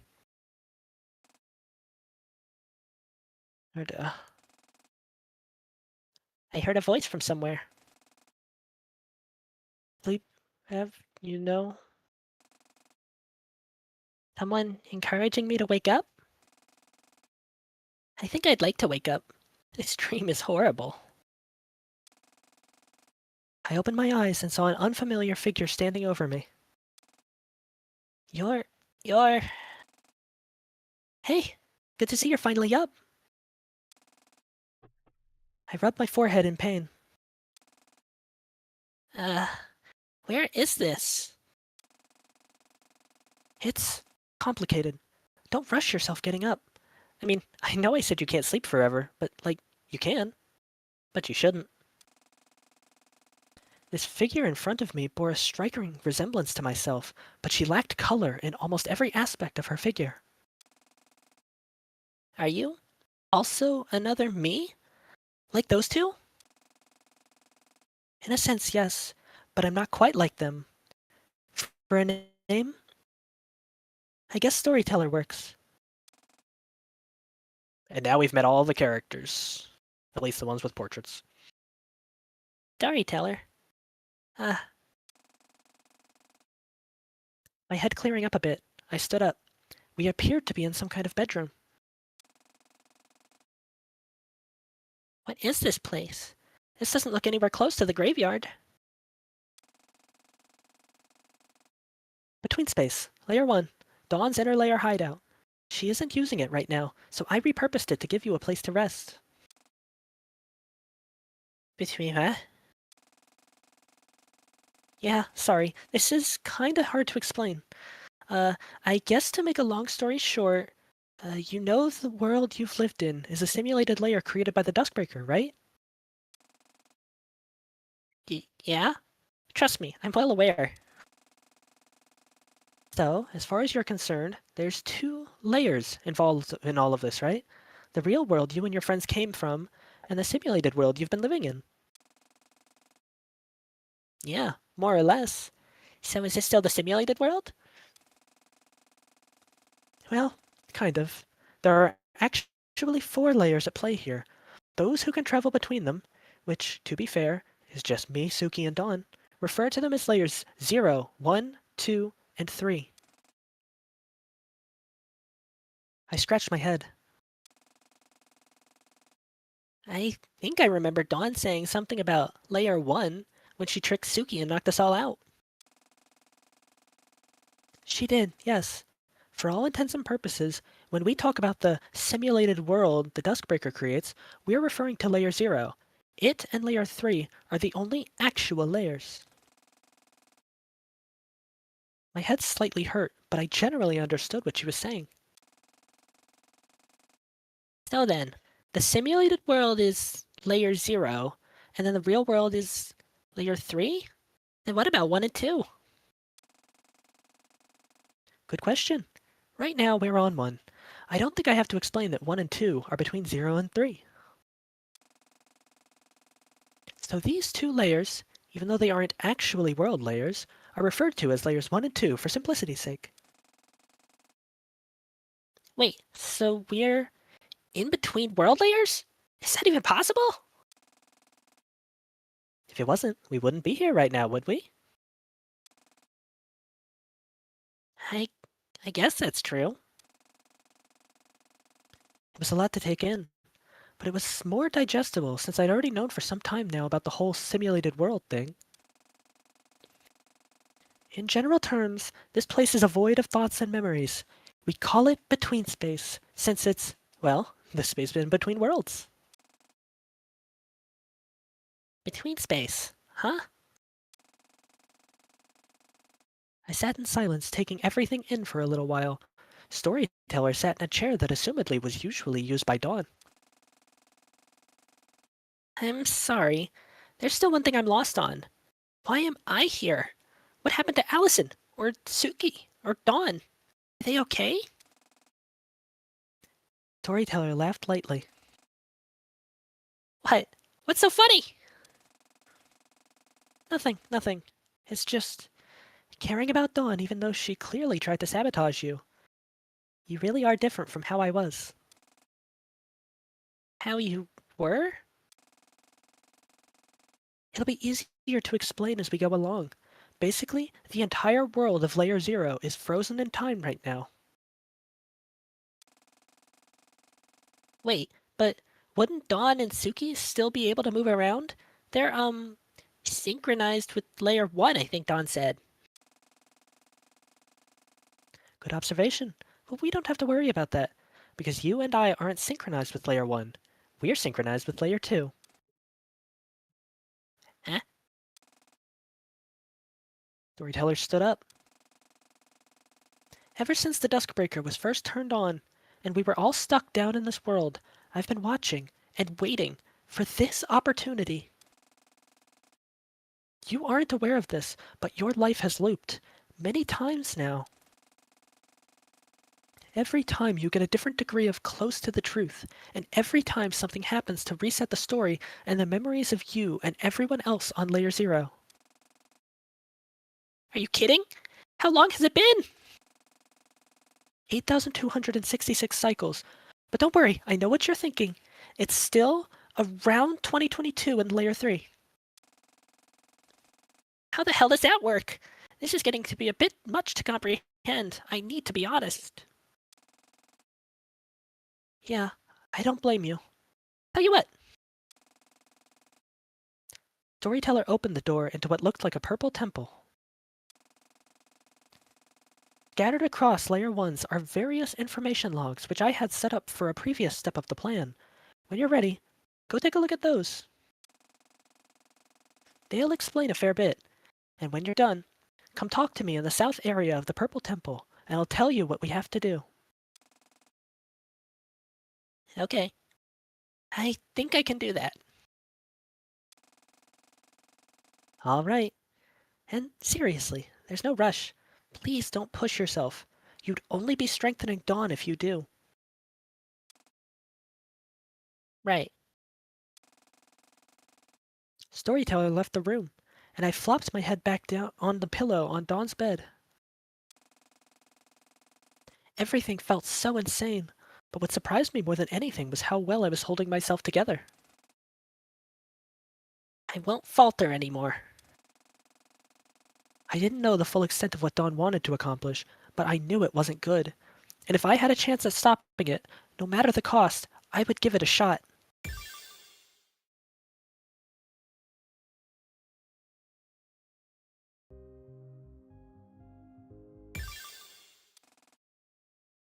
I guess we're not going to do that whole thing she just said.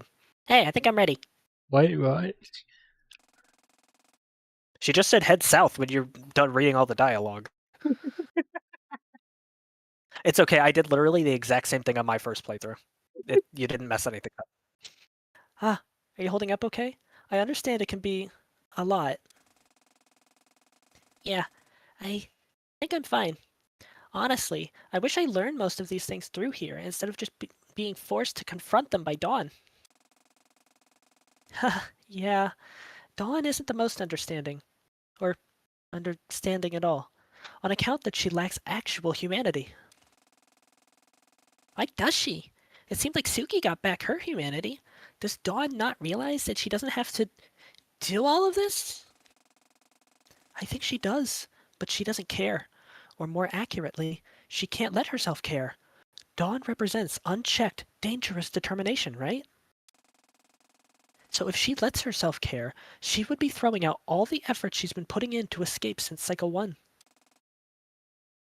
That's really sad. Yeah, it is. I looked behind Storyteller. So, what exactly are we doing here?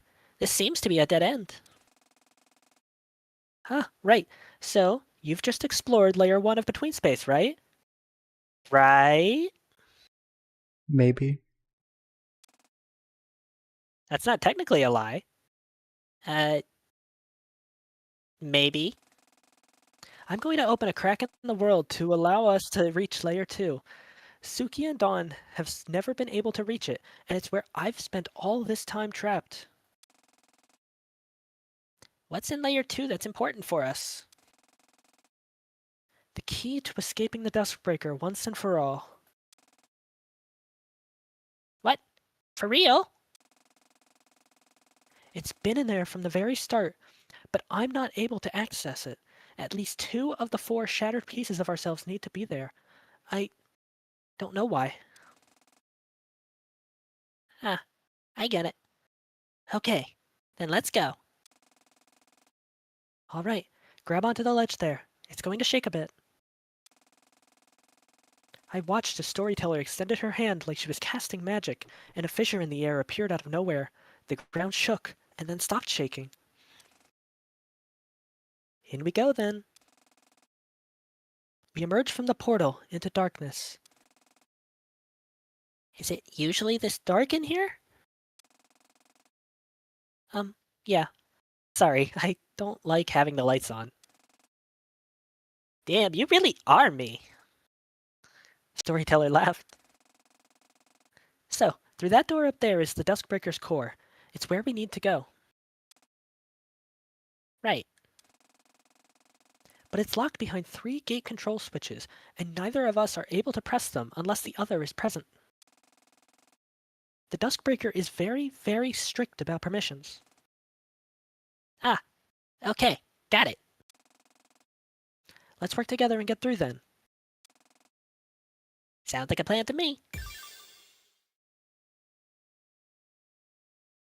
And you can go through that portal to get back to layer 1 if you so desire.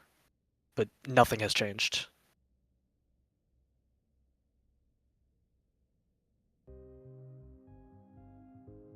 Except you get banger music.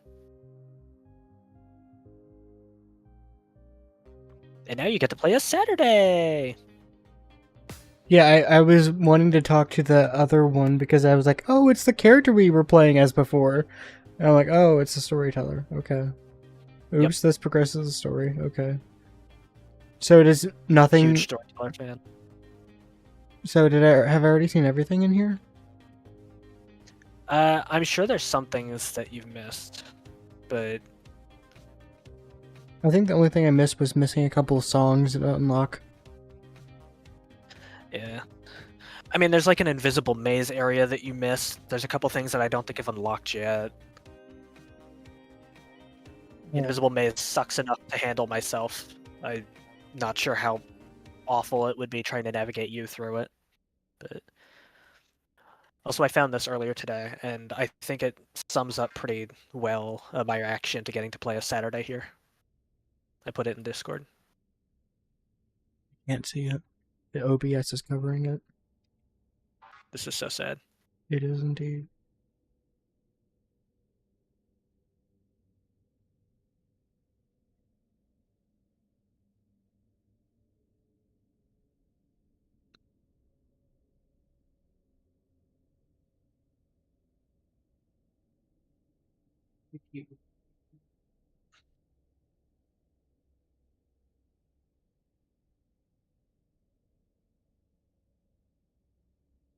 Yeah. I have some bad news for you. You might need another image editor. No, just give me the answer. Yeah. So you see those arrows that are, I mean, I can't really point with my mouse, but like below the numbers, the arrows. Yeah. How there's like 2 triangles that are touching. Yeah, the hourglasses. Yeah. Basically, flip the entire bottom image horizontally. For each symbol, duplicate and mirror each image by the symbol and put the original and copy side by side. And reading the output gives ambidex. So the solution is ambidex, like ambidextrous. These I types of puzzles figured suck. that. I guessed A and M when you mentioned that. Gotcha. Yeah. B. How do you spell? EX. Oh, I thought it was ambidextrous. I'm like, that doesn't seem like enough letters. Yeah. Okay. Oh, can you go down? No.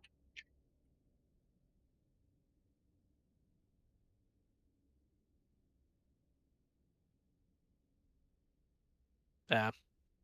There's something around here. Yeah. I don't know. I just find this layer 2 area so creepy because of the no music and everything. Wait, why is 6F different? I hate those. I had a plan and then it kind of messed it up.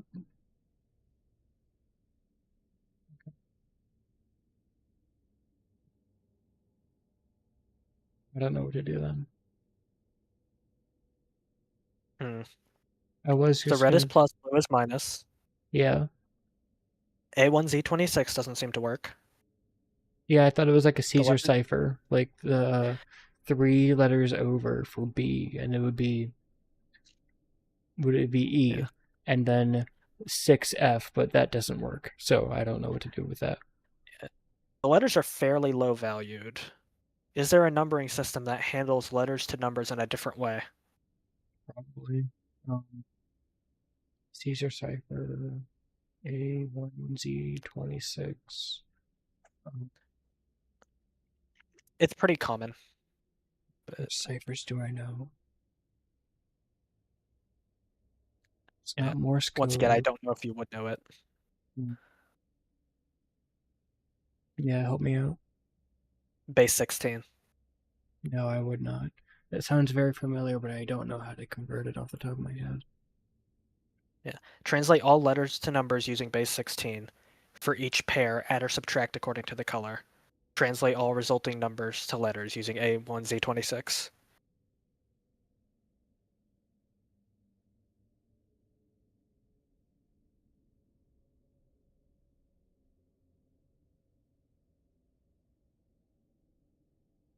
See, I don't like the way that box looks at me. It upsets me. Which box? The big box with the evil red Oh. eyes and the smile. I don't know. He seems friendly. No, I'm sure he is, but this place just creeps me out. This isn't even the creepiest. Well, this might be the creepiest area.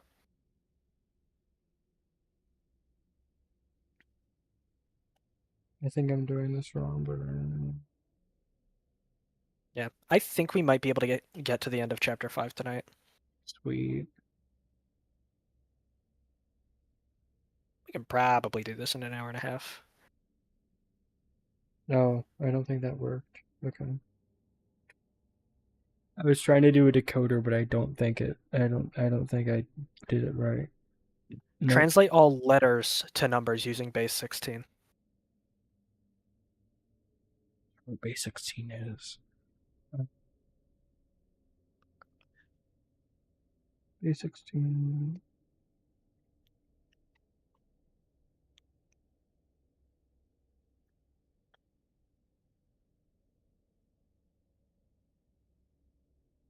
Yeah, this was the part of the game where I kind of started to give up on the puzzles and just kind of use the solutions. I mean, I still tried to work my way through the puzzles, but Yeah, I think I might be at that point as well. yeah. I mean, there'll still be plenty. All right, what's going on? Nope. What's the answer? Nocturne. Nocturne. It says translate all letters to numbers using base 16. For each pair, add or subtract according to the color. Translate all resulting numbers to letters using A1Z26. I don't Read even. from up to down, then left to right. Hey there, buddy. There is a secret that you can miss, and I'm going to tell you not to, or like I'm going to try to help you not miss it because I saw a playthrough where someone missed it. Yeah, it is here in this room.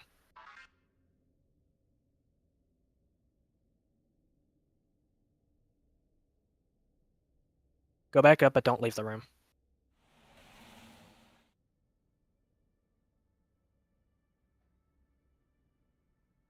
Yeah, you can go back down now.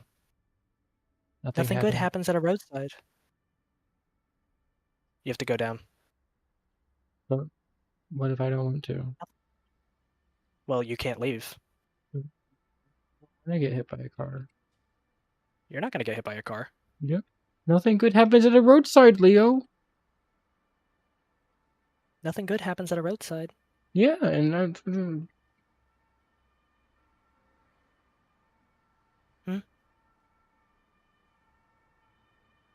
Hello? Stop. You're going to miss it. I will. Maybe they patched it out. Yeah. I know that I was watching a playthrough and they completely missed it. Like they saw the black box, they walked up through the door and completely missed the whole thing. Oh, is that what I just did? It might have been. I feel like there's way more dialogue. Oops.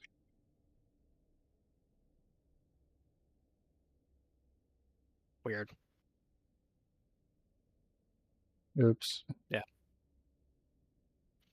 Yeah, it's like the whole phone call where Saturday's mom calls her. I don't think that does anything.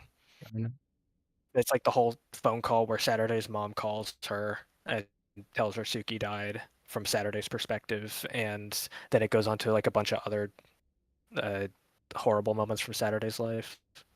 Oh, that's great. Yeah. I kind of wish I saw that now. Yeah, I specifically said I'm going to try to help you not miss this, but you.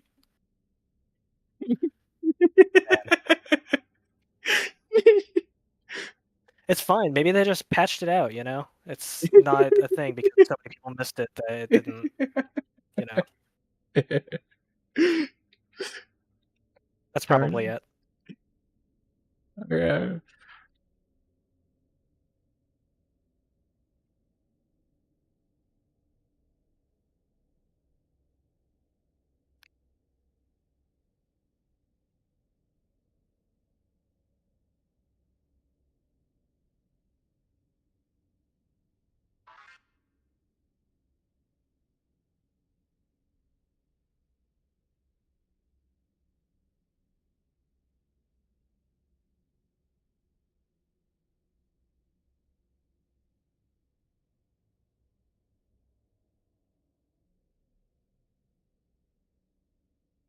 I think I'll pass it. No, it's a station. No.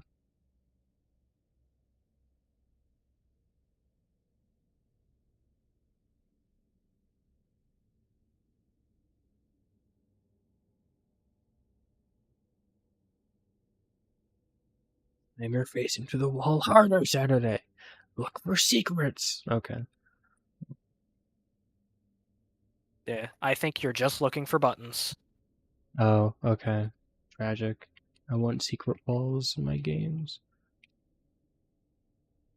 Ones that aren't missable, preferably. I mean, that would Yeah, I think defeat the entire purpose of a secret wall. yeah. I think any secret walls from this point onwards are like levers that you hit and then like a wall opens up. Backtrack to, like that stupid one. Not like that one because it's more noticeable. I think the Okay, wall really. itself just like disappears. Not the one in the labyrinth with the weird thingy-majigger and we had to backtrack to the place and the thing. Okay. You know it. Pick the lock, Saturday, please. Okay. You gotta hit more buttons.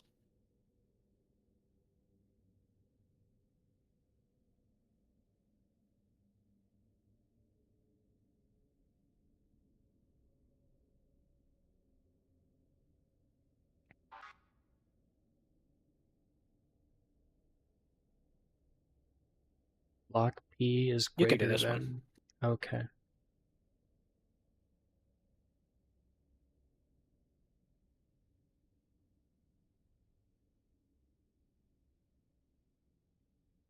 Here you have too much confidence in me.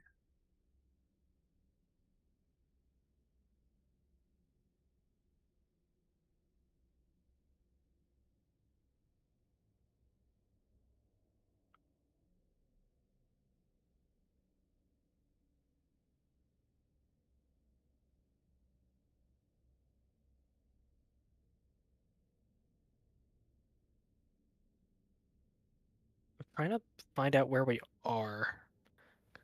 This puzzle's pretty big and there's lots of different areas you can go to. So I didn't know. No. Okay.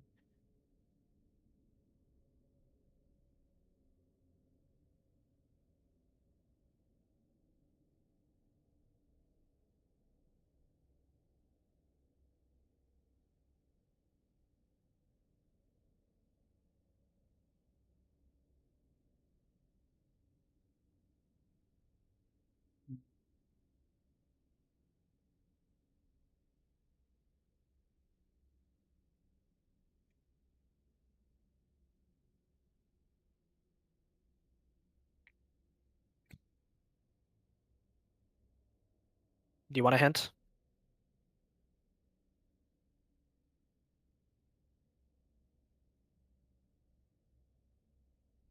Yeah, I think so. Alright. So you remember what lock P was, right? No, I didn't. Pyromania? Yeah. So do you remember what you had to type in order to get to the website that gave you the info? I typed in Shrine Report. Yeah. You had to go to Shrine of Report. Yeah, I typed that in and it didn't work. Right, but it wasn't just Shrine Report. It was a different Oh, wait, that's part. You had right. to put something else in. I wrote that down with my handy dandy notebook.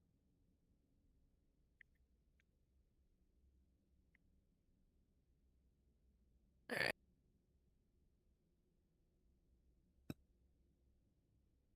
Nope. That didn't help. Okay. I guess I didn't know Here, what'd you type in? it. It's the other one. Uh,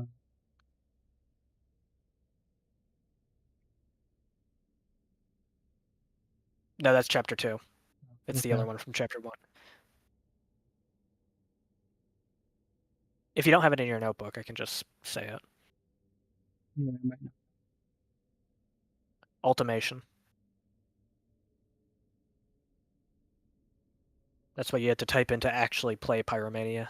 Recrudescent was what got you to the website, I believe. Or vice versa. Ultimation might have been the first thing that you found. Yeah, the website was a tab that said recrudescent. Yeah. So I think you probably had to go to Shrine Report XYZ or Shrine Report / ultimation.xyz or whatever.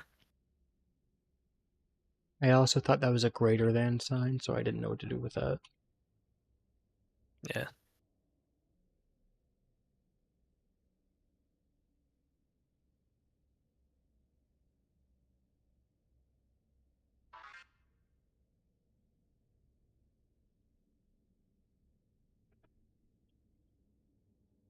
I think there's one more puzzle here. I don't remember. This is the area of the game I remember the least, but I have 2 different puzzle guides pulled up, so. Good to know. Ugh.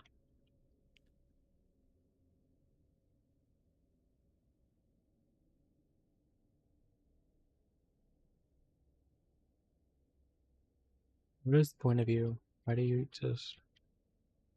You can probably get there. Enter isn't working. Yeah. I would assume you'd go down and around, not like a hidden wall or something. Down and around where?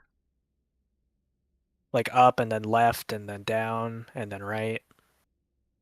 Not that up. Not that up. Yeah. This wasn't hope.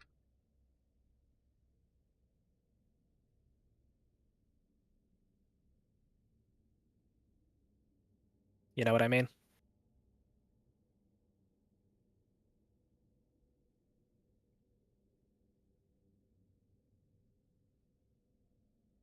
I fear I do not. I just went back to the start. I think that's just that pond area.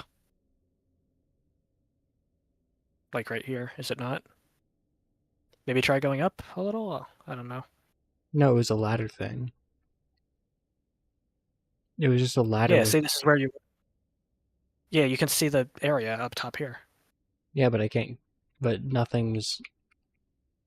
No, that's where you were, and this is the other part. I was trying to figure out why there was a ladder there if it led to nothing. I wasn't trying to get to the next part of the screen. I was just trying to figure out why the area existed. I don't know. 2 of 4.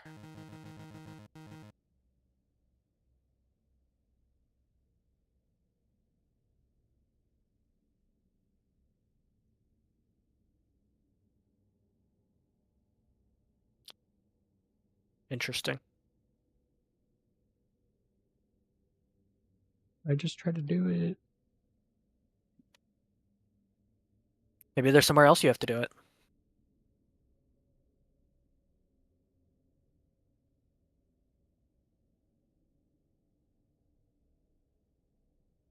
See anywhere that looks like that?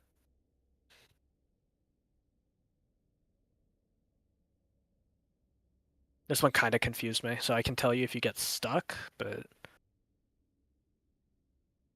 it's not up here. It's Oh, it's in not that this general weird area. thing. No, it's in that general area. Sure. You don't have to go like to different zones for one puzzle. They're all mostly self-contained.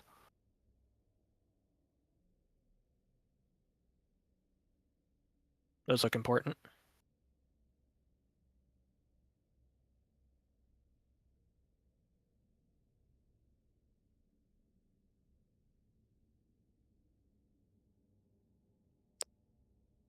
Would you like a hint? No, shut up. Okay.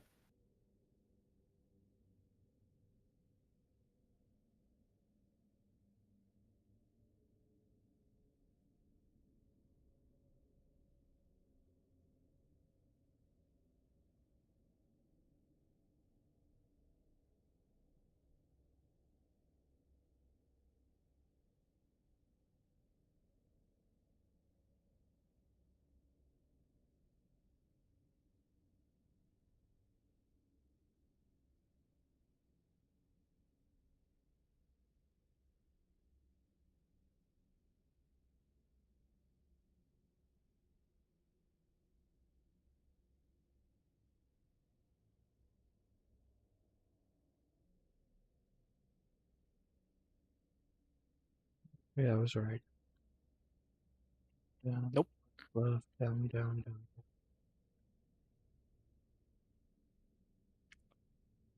Did you write it down or take a picture or something? No, I just memorized it. Uh, Left, left.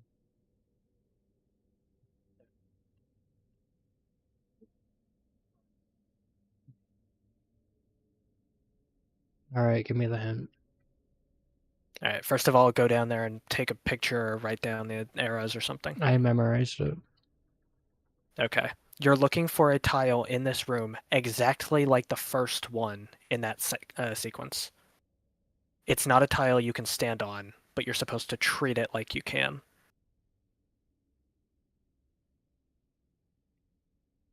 And then follow that specific pattern.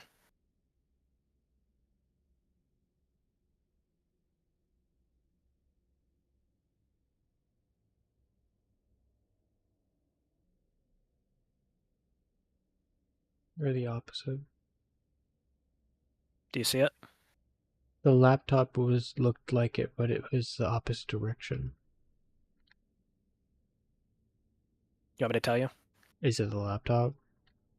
It's the tile to the right of the laptop on the desk. This square? Yes. That doesn't look like it to me, but okay. Down, down, left, left, down, down, down, down, right, right. That didn't help. Okay. Oh, it looks First of like all, you're saying left and going right, but I don't know my lefts and rights, but I remember which direction the arrows went. that's fine. A couple of your downs, you went 2 spaces instead of 1.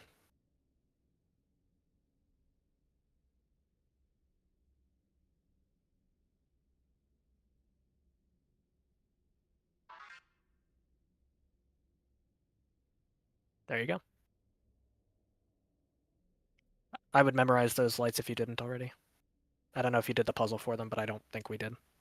Wait, we did not. Red, red, green, green, red, green, red. Got it. All right.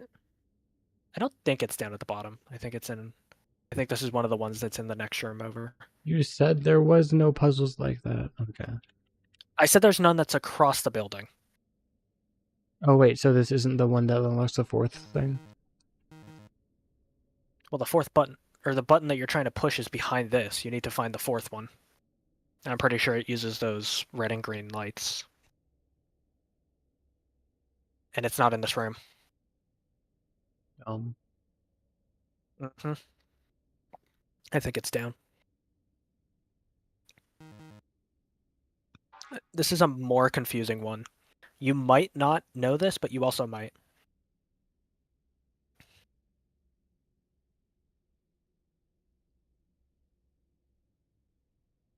Do you know what this is symbolizing?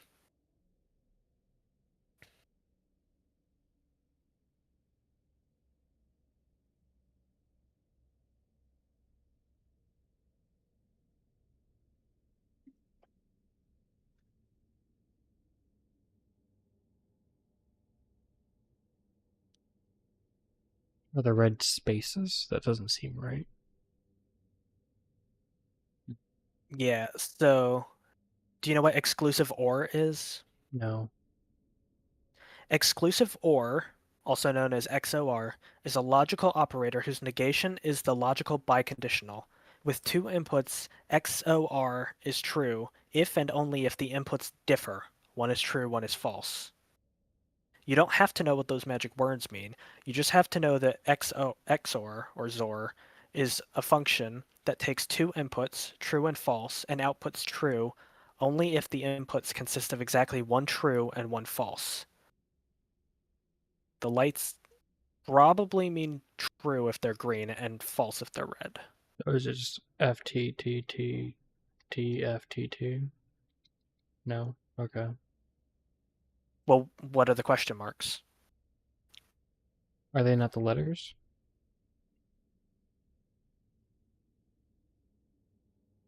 Well, you need a second thing to compare the lights to. Gotcha. F T F F T F T F. Darn it. It was green. It was FT. green, green, red, red, green, green, red, green. You got two wrong. Okay, that is correct, what you just had. Oh. TFFT. But we're talking about computers. These are called logic gates, and they usually use the language of the computer and not F's and T's.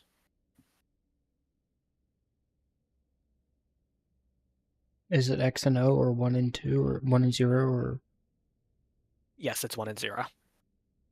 0 is false? Yes. 0 1 0 0 1 0 1. Nerd. 0 1 0 0 1 0 1. No, okay. 0 1 0 0 1 0 0 1. You missed a 0. Mm-hmm. Now that gate is open. The one in the room to your right.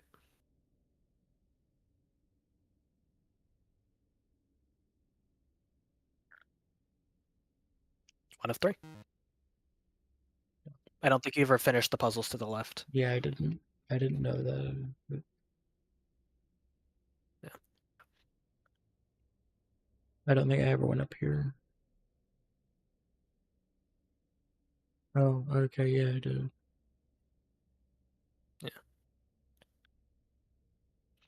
Yeah, you hit the one by the car, you hit this one. I think you hit one other one. I think there's just one missing. Did you do that red panel? We did, right? I It was believe the so. image. Yeah, so go down. It didn't count it.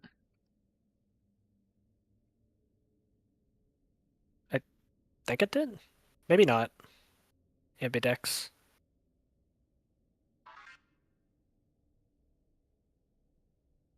It didn't. It didn't have the thing there. So Weird. yeah, if you live the area, you have to do them again, I think, or else the answer bar wouldn't be there. Alright. This was... Oh wait, hold on. Nope, I was wrong. Nocturne was that one. Oh, you got it anyway. Yeah, now we just go down here. This area is just so unnerving to me, and I don't know why. It feels like something's going to jump out of the dark, but I know it's not. You don't know that. I mean, I do. No, you don't. Oh, my Betty bad. could be around the corner. Bonnie, Chica. Too spooky. Too Start spooky. counting. You deserve this. What did I do to deserve this? Say that I don't know things. I know so many things. Okay. I know more things than you could ever know. You say, bud. Hey, you remember when we were going through chapter 4 in like the maze like area where Storyteller had all the dialogue and she was talking about how she was very much not okay with the whole why does the protagonist get to be happy with Allison but I don't? Yeah. Do you remember all the way back in episode 2 when I purposely narrated that scene from the narrator's perspective as if she was about to cry? My machinations have lay undetected since minute 1. I'm That might trying to have been the figure out what the worst colors mean. reaction. I was waiting for the no, that's so No, cool. that's so cool. Oh my You care gosh, about me Leo, you so much. mastermind. Yeah, exactly. You just want to make my experience of this incredible game the best it could possibly be. I honestly don't remember that part, but I believe you. I'll go That's my rewatch it. yeah. I should have mentioned it yesterday, right after we saw the dialogue, but I also forgot. So this is what I deserve. I'm The trying to only one figure out what the stupid enough. colors mean. Yeah, the only one stupid enough to foil my plans is myself. So red is addition, blue is subtraction. What do we think yellow might be? Multiplication and division. You've got a 50-50 shot, and one of these will very quickly be disproven.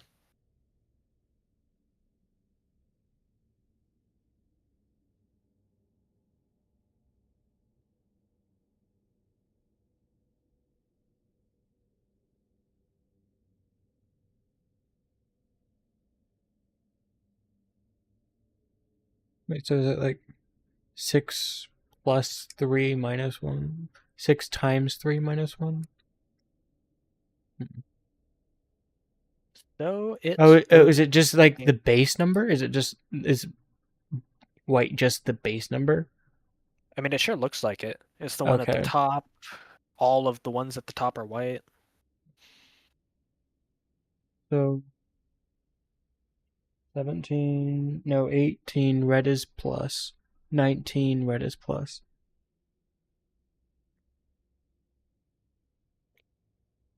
Confirm. The first number is 19. Yes, I was right. 8. And you're probably going to forget this, but in the future, division is green. Weird. I agree. Multiplication, I don't know what color should represent multiplication, but it should not be yellow. Yeah. 9.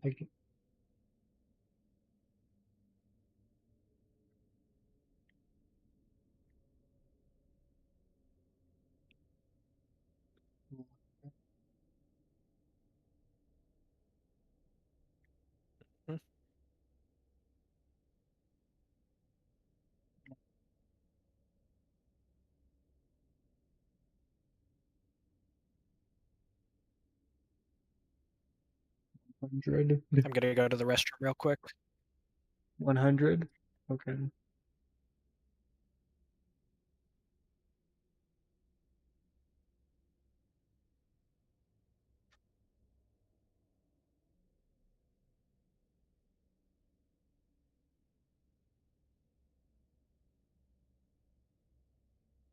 Times 2 is 10. Oh, wait, 5 times 2 is 10. 10 times 2 is 20. I'm just dumb. Okay, it's 20, not 100. I'm dumb. I'm sorry, guys.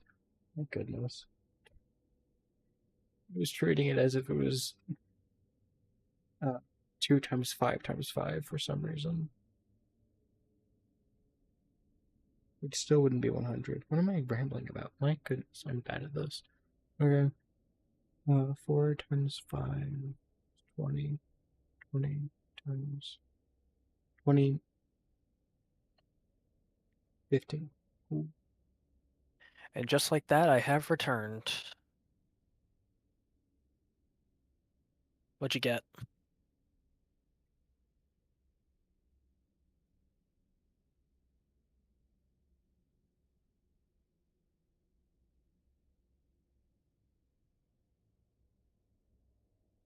Did he also leave?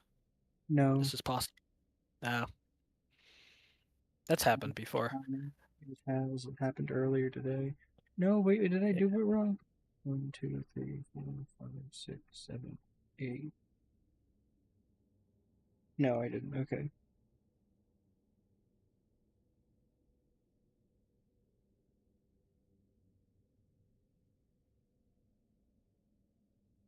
What do you got so far? Iki. Interesting. Yeah, this doesn't seem right.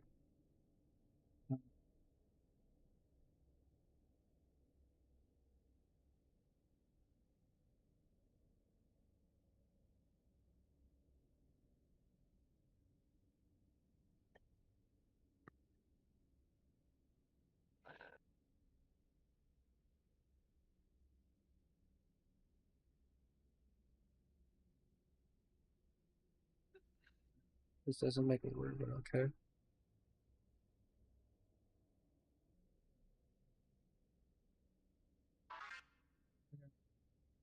Correct?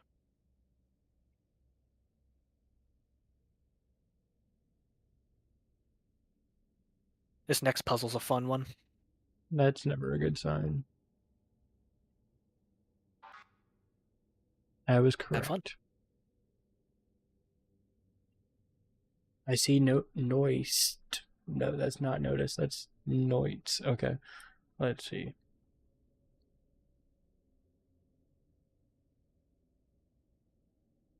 Yeah. This puzzle's really cool, but I don't think I would have figured it out by myself. Hmm.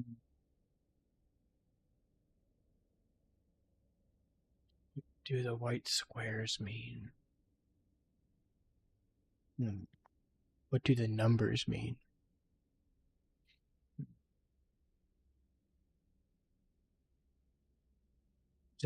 That's not 0. Okay.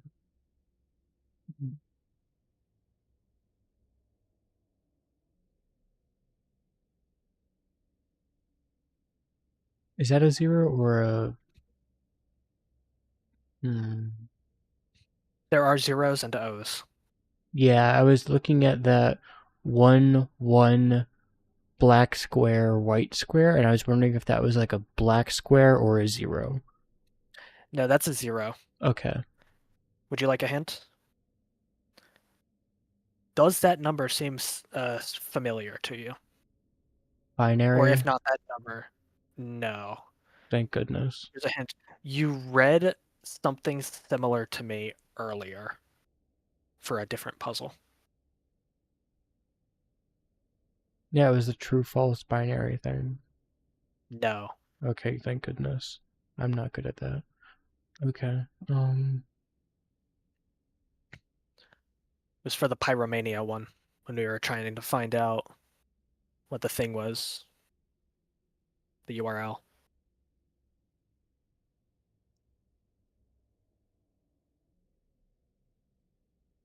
Recrudescent uniform ultimatum. What was it? Ultimation. But what was the one before that?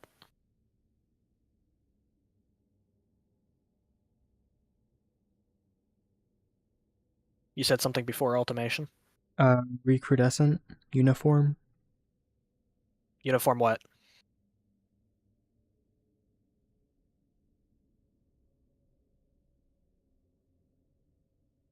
I don't remember. I only have uniform written down. You said it earlier. There's 3 numbers that come after uniform. Is it 110? 011. Oh, I got that from this thing.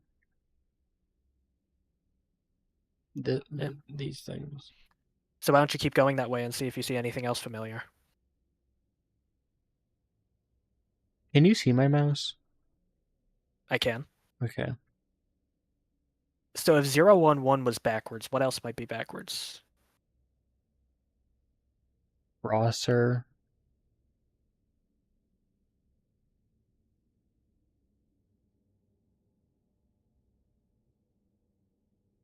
Detection.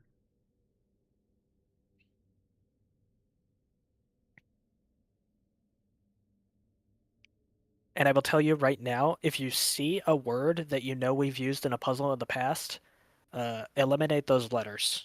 And then what we are left with may be what we're looking for.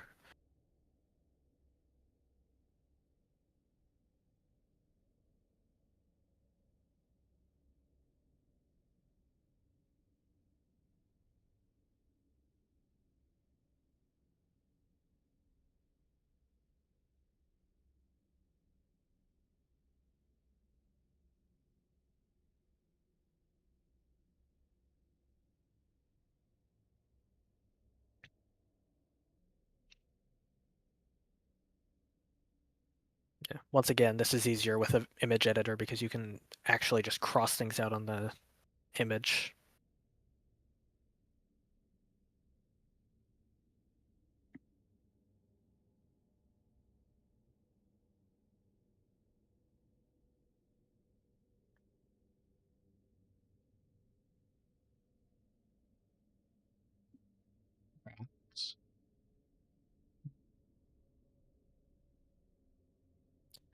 Yeah, you probably have them written down in your notebook for the most part, but I'm able to help you if you don't.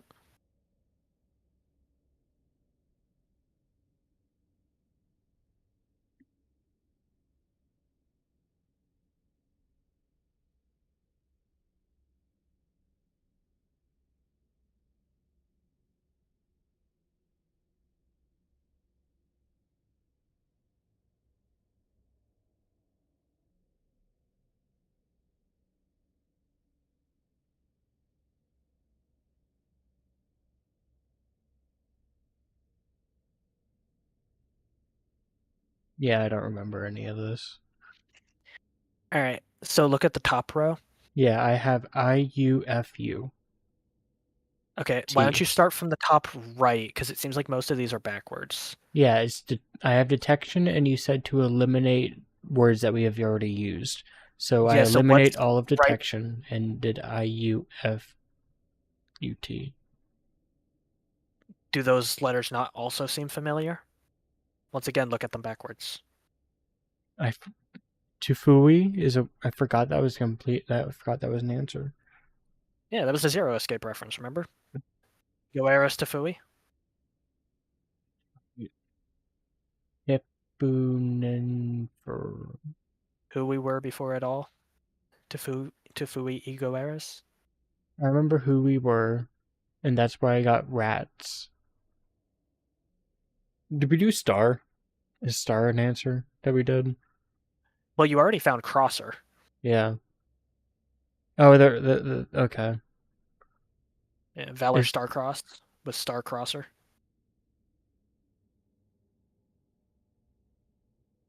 Lock V. Defo tall? It tall before it all. Cross that one out. Yeah. Protection. Star. Who we are.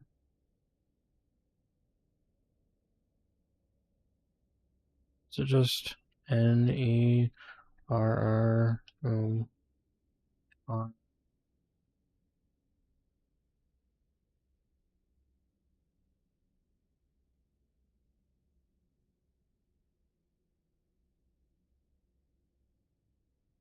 You are just not even close. Okay.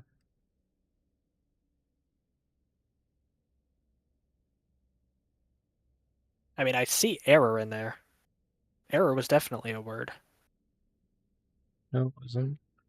Okay. Error detection, error protection. I remember. I'll give you a hint. It starts with an H. The final word.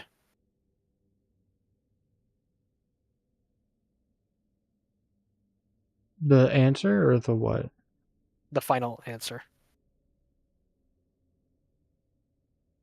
And the answer will be from right to left and top to bottom.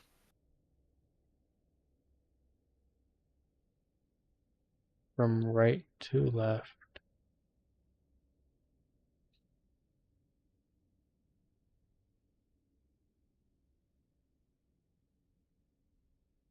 Yeah.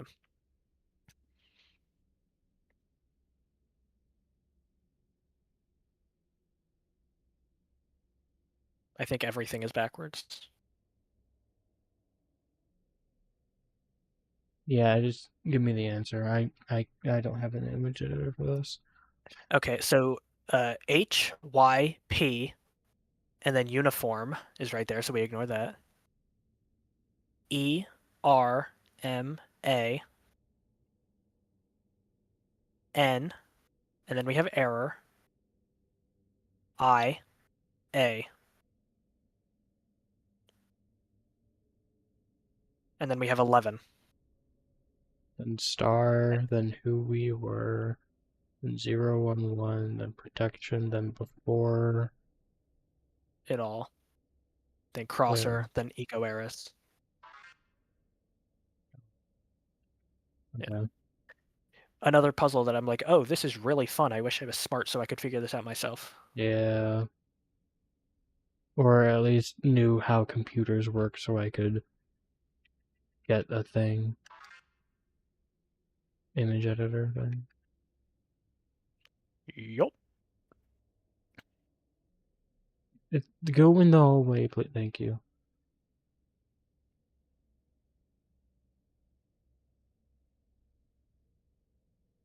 Did I go this one?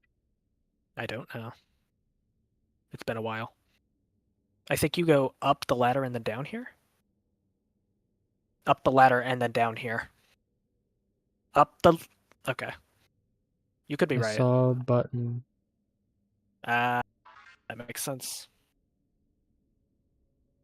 Yeah, that's the way we came.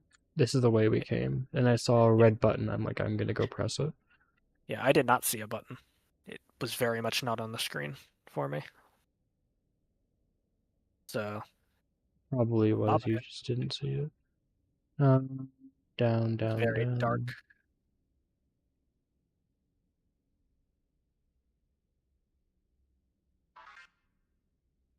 Is there something down? I don't know if there is.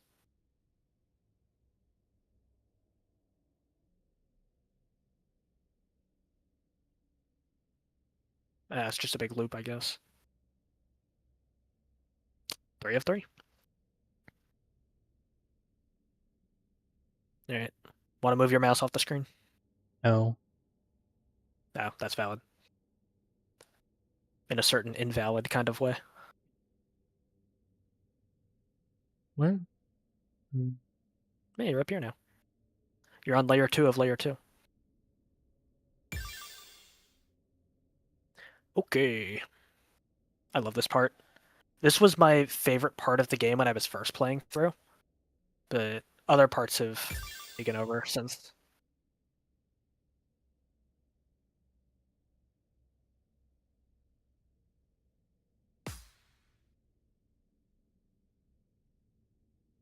Maybe not this part, but the part that comes after this.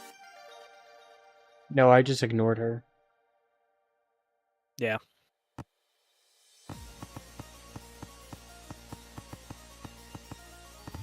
Did I miss anything by ignoring her? I'm assuming this song is optional.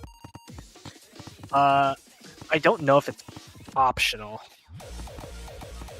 Oh, so I might have just missed dialogue? Crap. I don't know. Okay. It's a totally game I'm least familiar with, but Sorry, storyteller.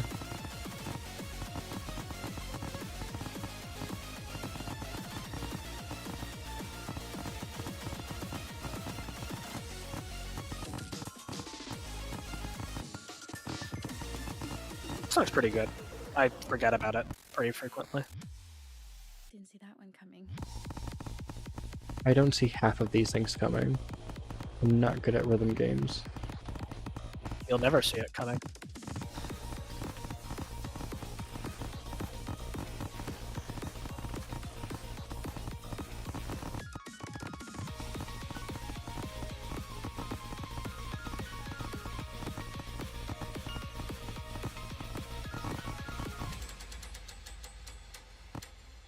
Yeah, there's nothing truly missable in this game, I don't think.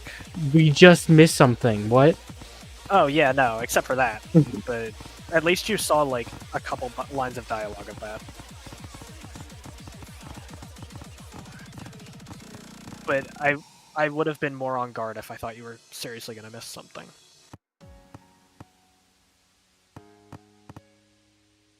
So this either might progress story or it might not. Then If it does- missed the dialogue. If it does progress story, then storyteller would have just said, "Hey, Saturday, go deal with that song Oh. or that data node or something."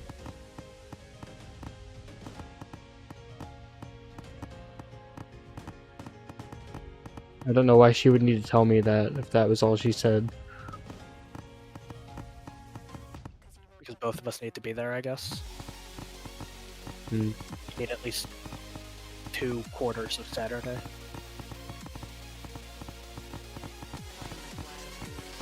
It actually isn't helping me with this then.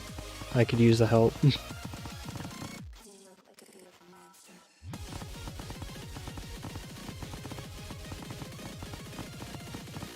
I am shocked the stream is not lagging.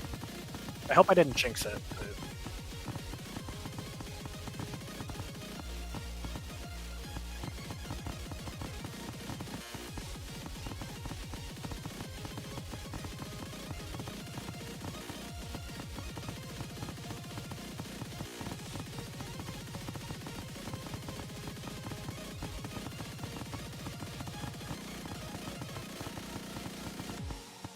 How did you hear about this game?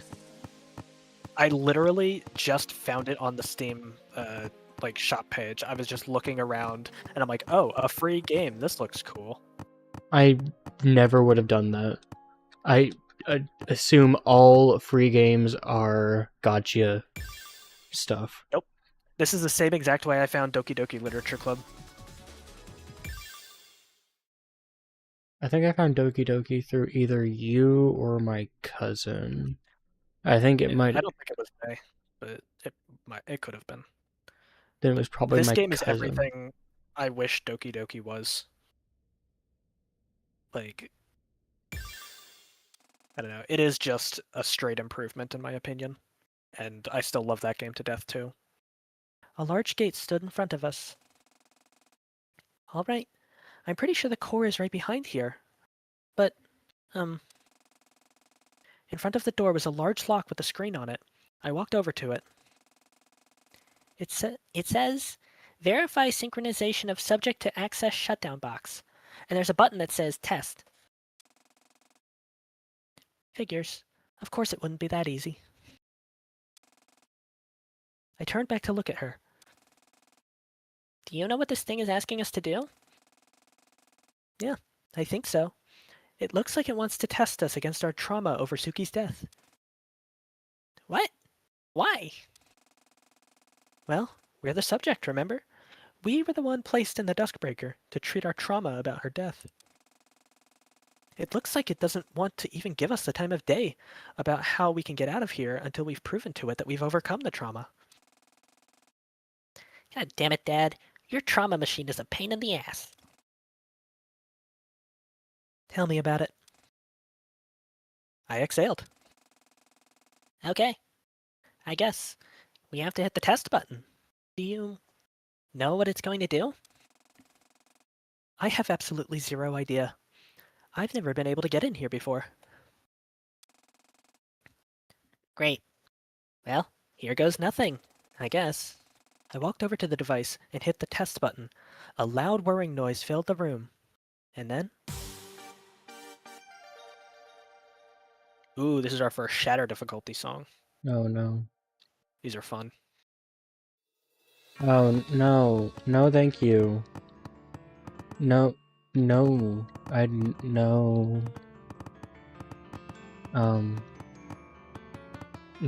No. Please. Oh no. Guess how long this song took me to pass? Forever? You haven't beat the game yet? No, first try, you can't fail it. Oh. It turns off your fail state. Because, yeah. What the heck is this? This is a Shadow Storm. I don't. You could have found these earlier with a secret that you missed in between space. I did find one. So, remember the sewer room that we missed? And I said, oh, you go back to the very beginning and it had the data log and the gem and stuff? I did There was find one graffiti. kind of like this. Yeah, there was graffiti on the wall that told you how to get to the menu where all of these songs are. You're thinking of Marinol, which is not a Shadow Storm, but it's close.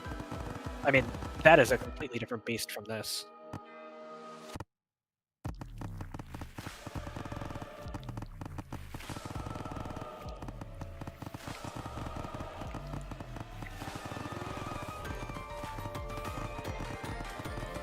So do you agree with Saturday that her dad's trauma machine is a pain in the ass? I don't think it needs proof at this point. This is proof enough. I don't like this. Don't press any buttons. Oh, just wait. I think later on in the song, the track stays, but the bar moves. Like, you know how the notes are going to the bar at the bottom? Yeah. Yeah, the bar just starts scrolling up instead. That might be a different Shatter song. Oh wait, are these inversed? Oh, they are inversed. They're not only upside down, they're just also invert. Oh, I think. Yeah, I can't tell. Maybe they're not inversed, and I'm just dumb. I'm just bad at. They're not inversed. I'm just bad at this game. Okay. Believe it or not, I haven't gone back to play this song again. I wonder why. I do not blame you in the slightest.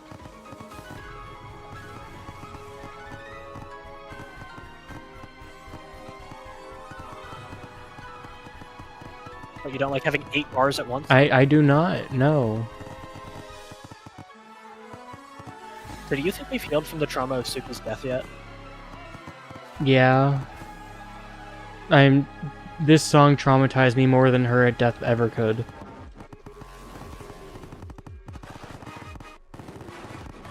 Then again, I didn't know her too well, so...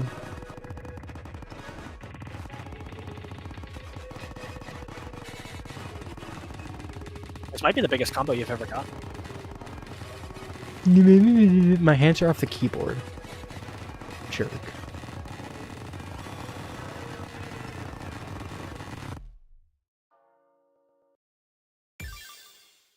GG? I think. When I came to, I was inside a small room with a large glowing machine in the center. I sat up. A storyteller sat next to me against the wall. Good morning. How long was I out?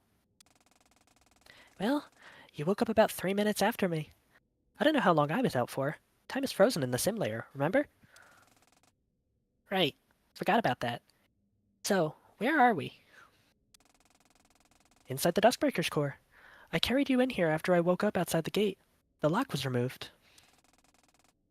So, did we pass the test?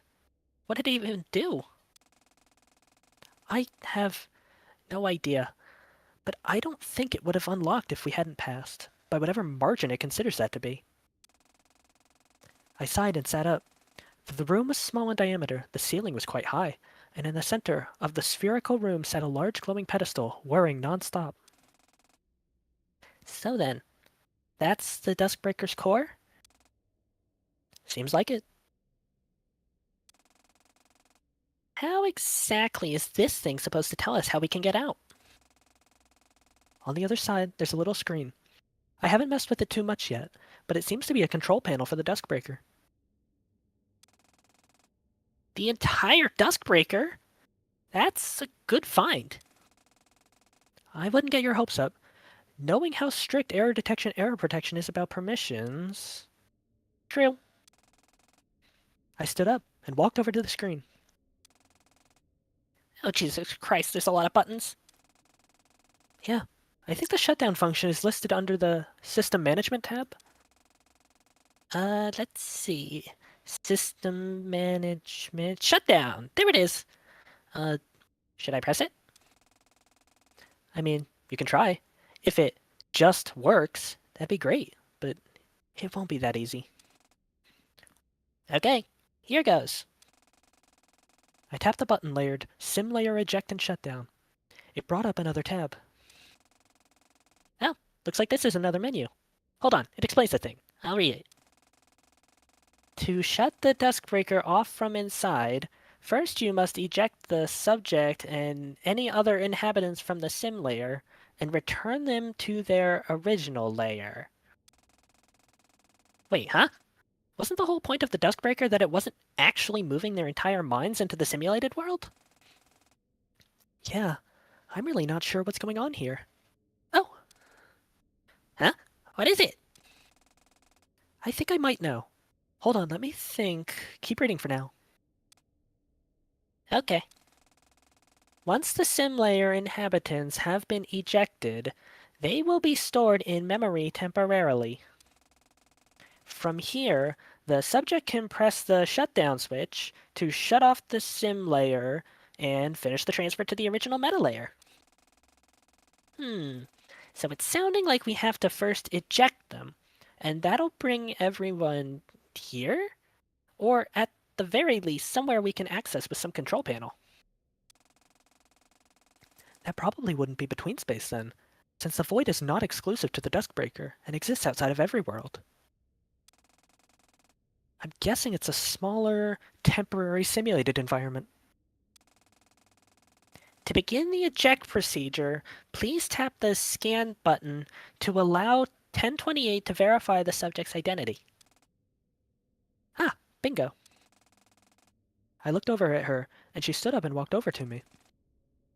Did you figure something out? Sure did. I figured out why this shutdown sequence... I stepped aside and she fiddled around with the control panel until she found an About page.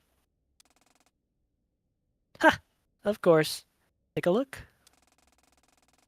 She pointed at a part of the screen that read, Adaptive System Framework, 1028/Uniform 011 controlled. This thing adapts depending on the situation, thanks to that godforsaken 1028 AI. Which means... the conditions for exiting changed after we were put into the Duskbreaker, and the situation became what it is. Exactly. God, of course Dad had to jam his stupid AI into this thing. I mean, hey, I guess it does work well, or does its work well. It keeps us alive even despite how much went wrong. True. But check this out. She went back to the shutdown menu and tapped the scan button. Wait, now? What about... Oh. An error popped up on screen. It said, wavelength mismatch. 1.66, I believe it's petabyte data discrepancy? Data discrepancy? Of course it wouldn't be that easy. God damn it. Mind explaining? Okay, so do you know how big a human brain is? I think it depends on the size of the guy. Storyteller left. No, not that kind of size. I meant the data. Human brains are just electrical interceptors. Everything we take in and remember can be measured in data size. Oh, I'd have no idea then. Right, so it's around 2,500 terabytes. When we got put into the Duskbreaker, our data was split. Something like you and I each got about 850 terabytes, and Suki and Dawn each got about 400. What? How does that make any sense? I struggle to believe that any of us could function without at least, 99% of the 2,500. Good question. My running theory is that our minds, though separated by the severance of emotion, are still connected. It explained why Dawn is empowered by your belief in her ideal, even though you're different people in Layer 0. Or why I was able to replace Dawn's memories back into her after the World Keeper ejected them in the severance. She looked back at the terminal. Notice the amount of data that's not matching?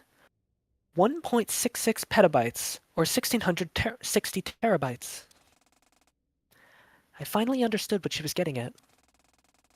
That stuff Dawn was talking about, with becoming whole again. It needs all of us to be in one body, or mind again before we can leave, right?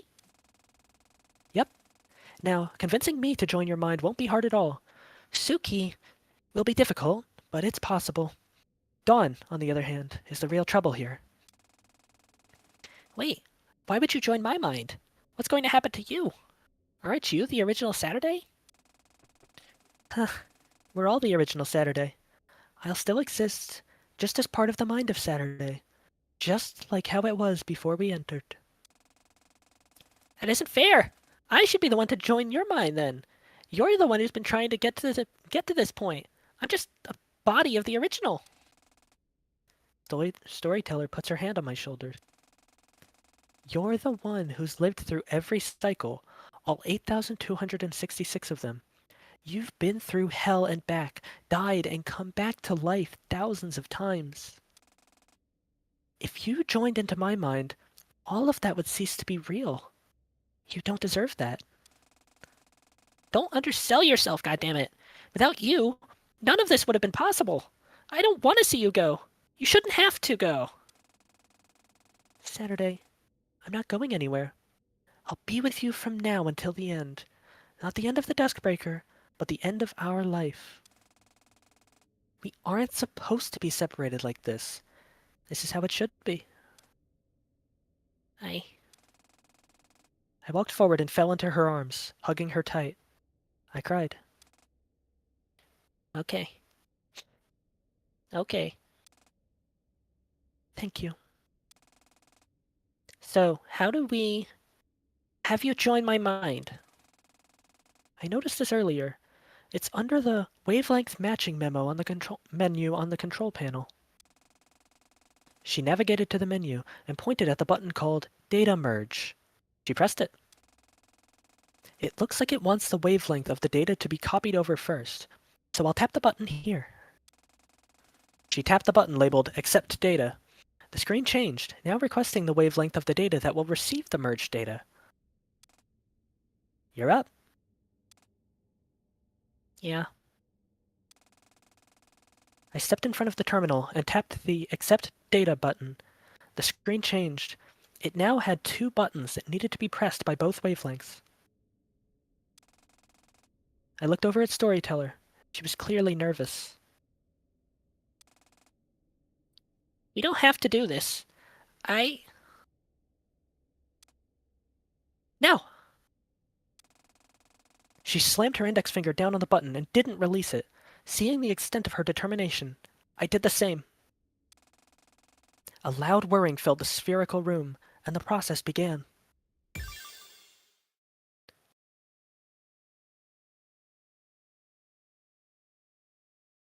Enter. Oh, okay. This was my first favorite part of the game. Like when I was playing through.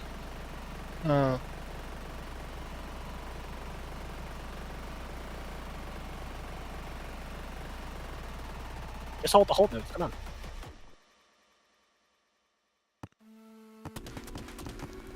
This is another one that you can't fail. I love this song. I like the vocals. Yeah. All of it's good. The graphic.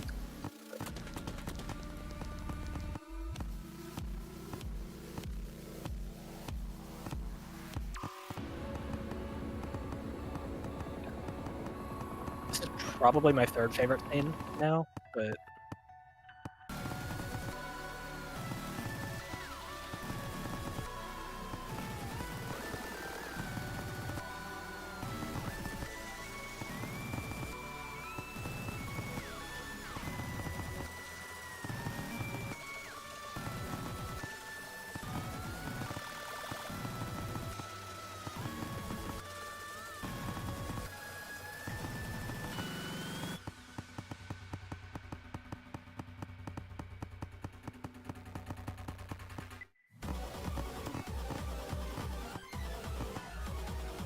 I don't like that the holds are changing the length of how long to hold them.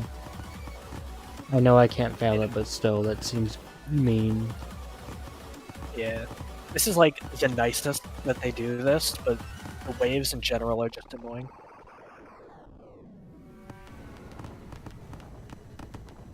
Finalizing merge operation.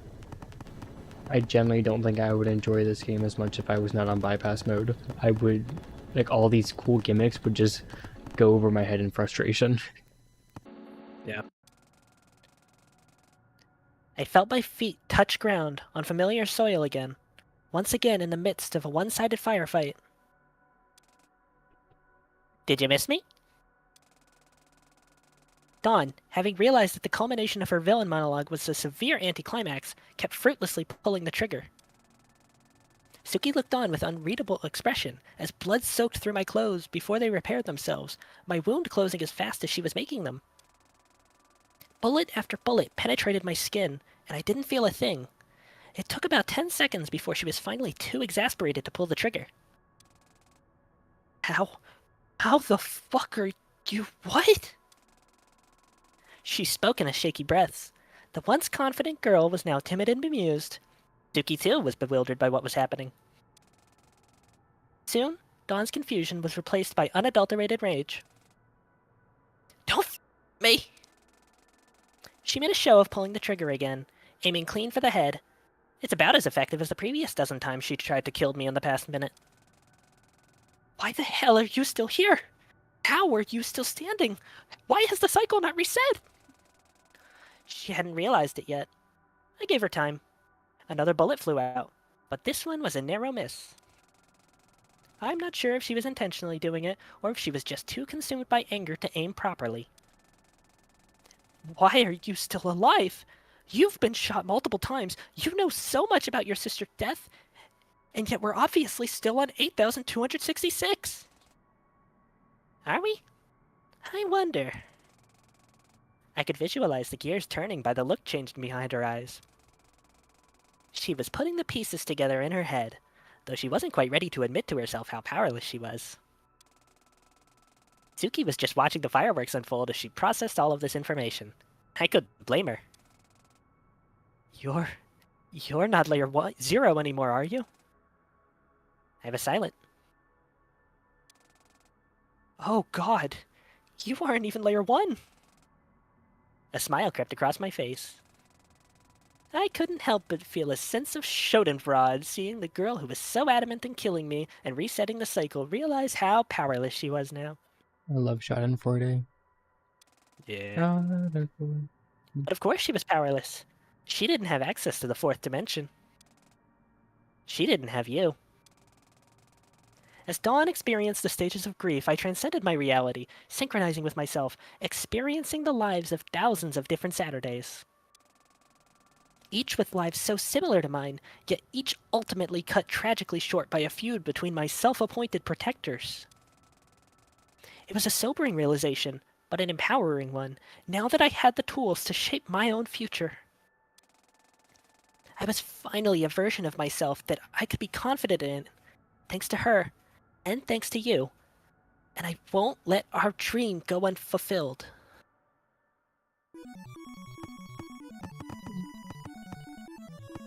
Am I pressing This the? game might be good.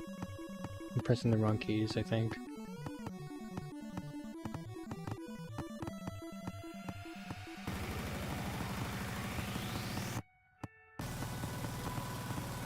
Notice anything different about the top? No. I don't think it's counting your score anymore. I know. But I know. but like we are not traumatized anymore, so it's obviously taking us 3 times as long to get through the cycles. What? Why is it 10 times as long? We are on 8266, so why is this taking so many more cycles to get untraumatized again and stuff? It's not. We're tuning with thousands of different Saturdays. But there was only 808,266 of us, right? You're thinking of time all wrong, my friend. Oh, okay.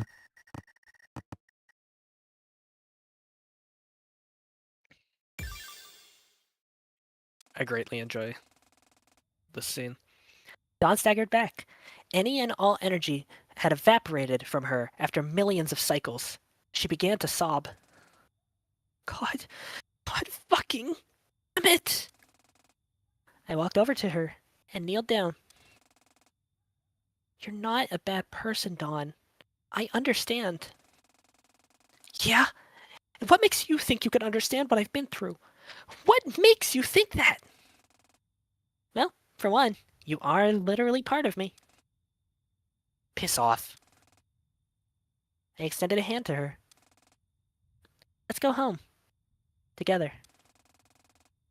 I looked over at Suki. She seemed to understand and nodded. But Dawn didn't take my hand. She slapped it away and stood up, her eyes still full of tears. Like hell I'm going home with any of you. Dawn rematerialized her pistol and pressed a button on it. The holster switched around, and the end of the gun took the form of a knife. This is only going to end one way, Saturday. You realizing that you don't need her, and I will do anything to achieve that. She swung her gun knife down beside her, creating a fissure in the air. Be seeing you soon. She walked into her self-made portal and disappeared. Suki rushed over to me. Are you really? Saturday? Yeah, just a little more whole than I was before. You're going to need to fill me in on what's been going on. Don't worry, I will. But we need to make a truce. I can't fight both of you. I think I've only got 1 million cycle battle in me. Ever. Yeah, I don't have any reason to attack you at this point. Suddenly, the ground around us began to shake. What's going on? Dawn, what the hell is she doing? The night sky above us turned a violent shade of red. Parts of the terrain around us began to glitch out, and a large rock monument destabilized and began rolling down the hill towards us. Quick, grab Allison, go! Right. I rushed over to wake up the still unconscious Allison. Despite having Storyteller inside me now, I wasn't any more physically fit. Come on, Allie, wake up! Wake up! Allison's eyes fluttered open. Day. What's... Her eyes went wide when she felt the ground shaking. No! She stood upright immediately, and I grabbed her hand and ran after Suki down the hill. Behind us, the stone monument toppled down, and landed right on top of the graveyard. Allison, Suki, and I stood at the bottom of the hill, gazing up on the now red sky. Saturday. What's going on? And... She turned to look at me. What's with the new outfit? I mean, I like it, but... Just what the hell is happening? I sighed. It'll take a while to explain, but I promise I will. Can you go see if the buses are still running? Yeah. Hold on. I really like that you can see the difference between the Chapter 1 sprites, the Chapter 3 sprites, and the Chapter 5 sprites in terms of detail. Allison took out her phone and began to check. I walked over to where Suki stood alone, looking up. I know that you're not the real Suki. Yeah. Even still, I'm glad you're with us now. Yeah. I looked up with her. Dawn. She's hurting. I know she is. She really does a good job of making it feel like a climactic final chapter, doesn't she? Well, she is part of us, and we are huge nerds. Suki laughed in what must have been her first genuine laugh since she'd been split off. You got me there. I felt a tap on my shoulder and looked over to see Allison gesturing to her phone. Bus is still running. We should get back to Chio's as soon as possible. Agreed. Oh, God, there's going to be a lot to explain here. Allison looked wearily at Suki. Yeah. No kidding. We walked down to the bus stop. We finally had a way out, and I wasn't going to stop until we made it. Dawn staggered into her room, out of breath. She noticed the bed sheets ruffled, as if someone else had used them, but didn't have the energy to be upset. She flopped onto her bed. Is this the right thing to do? She said the words, but like every other time she'd thought them in the past 4 hours, she dispelled them immediately. No, I have to. I've come all this way just for this. She stood up and sat down at her desk and opened a file folder on her computer that she hadn't touched in what felt like centuries. A folder called Ultimation. Dawn double-clicked to open the application and hit a button labeled Start. The screen flashed. If they want to play with fire, then I'll give them a whole meteor shower.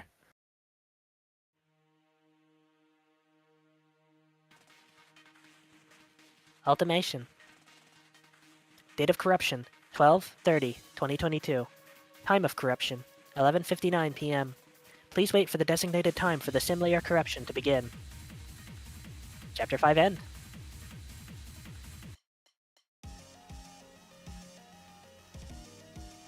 New title screen.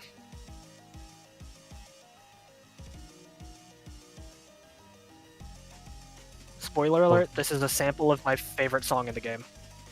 Pretty. We'll hear the full song later, but This is This really game's so pretty good. art. yeah. So, thoughts on Chapter 5? I really like it. Yeah.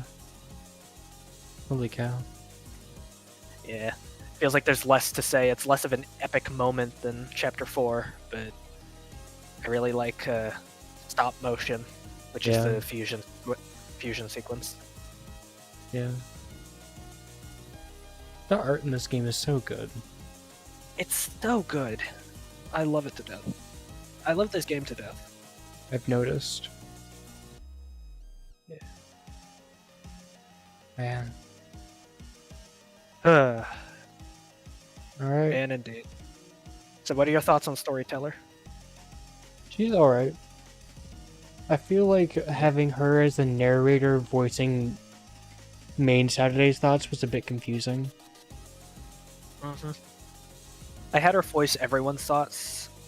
Technically, I gave you the cat story with Allison Yeah. because you hadn't voiced anything in a while, Yeah. and you're gonna get to voice more stuff coming up soon. But this chapter was mostly the Saturdays. Yeah, I figured that would be the case. That's why I offered to take Suki or something.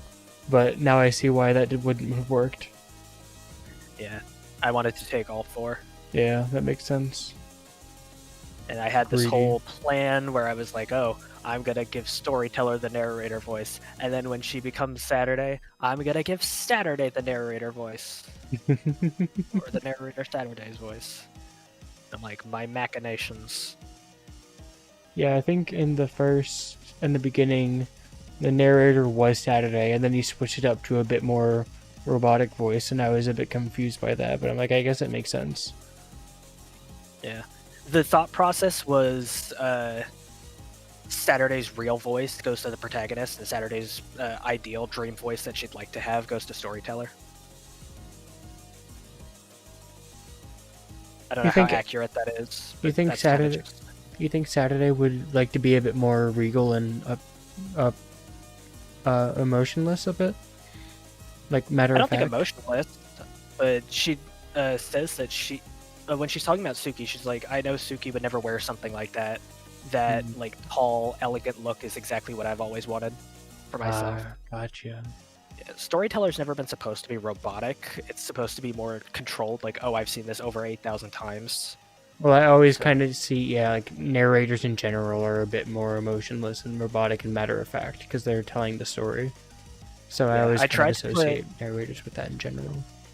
Yeah, I tried to be like emotionless generally, and then the times when the logs in the canyon maze, Yeah, where that she was starts really to get really good. emotional. Those are where I try to break the facade and be like, oh yeah, no, this is a real person. Yeah, you did really well. I am doing my best. You're doing all right yourself, even though we haven't heard you in a while. It's alright. I'm enjoying this thoroughly. Yeah. I think all of the major players are on the board now. Something Umineko can't say. Mm-hmm. We get a new character every episode. It feels like at least one new character every episode. My goodness. Maybe Yeah. you should spin that board around. Alright. Thanks for Alright. joining me. Good night. Good night, everyone.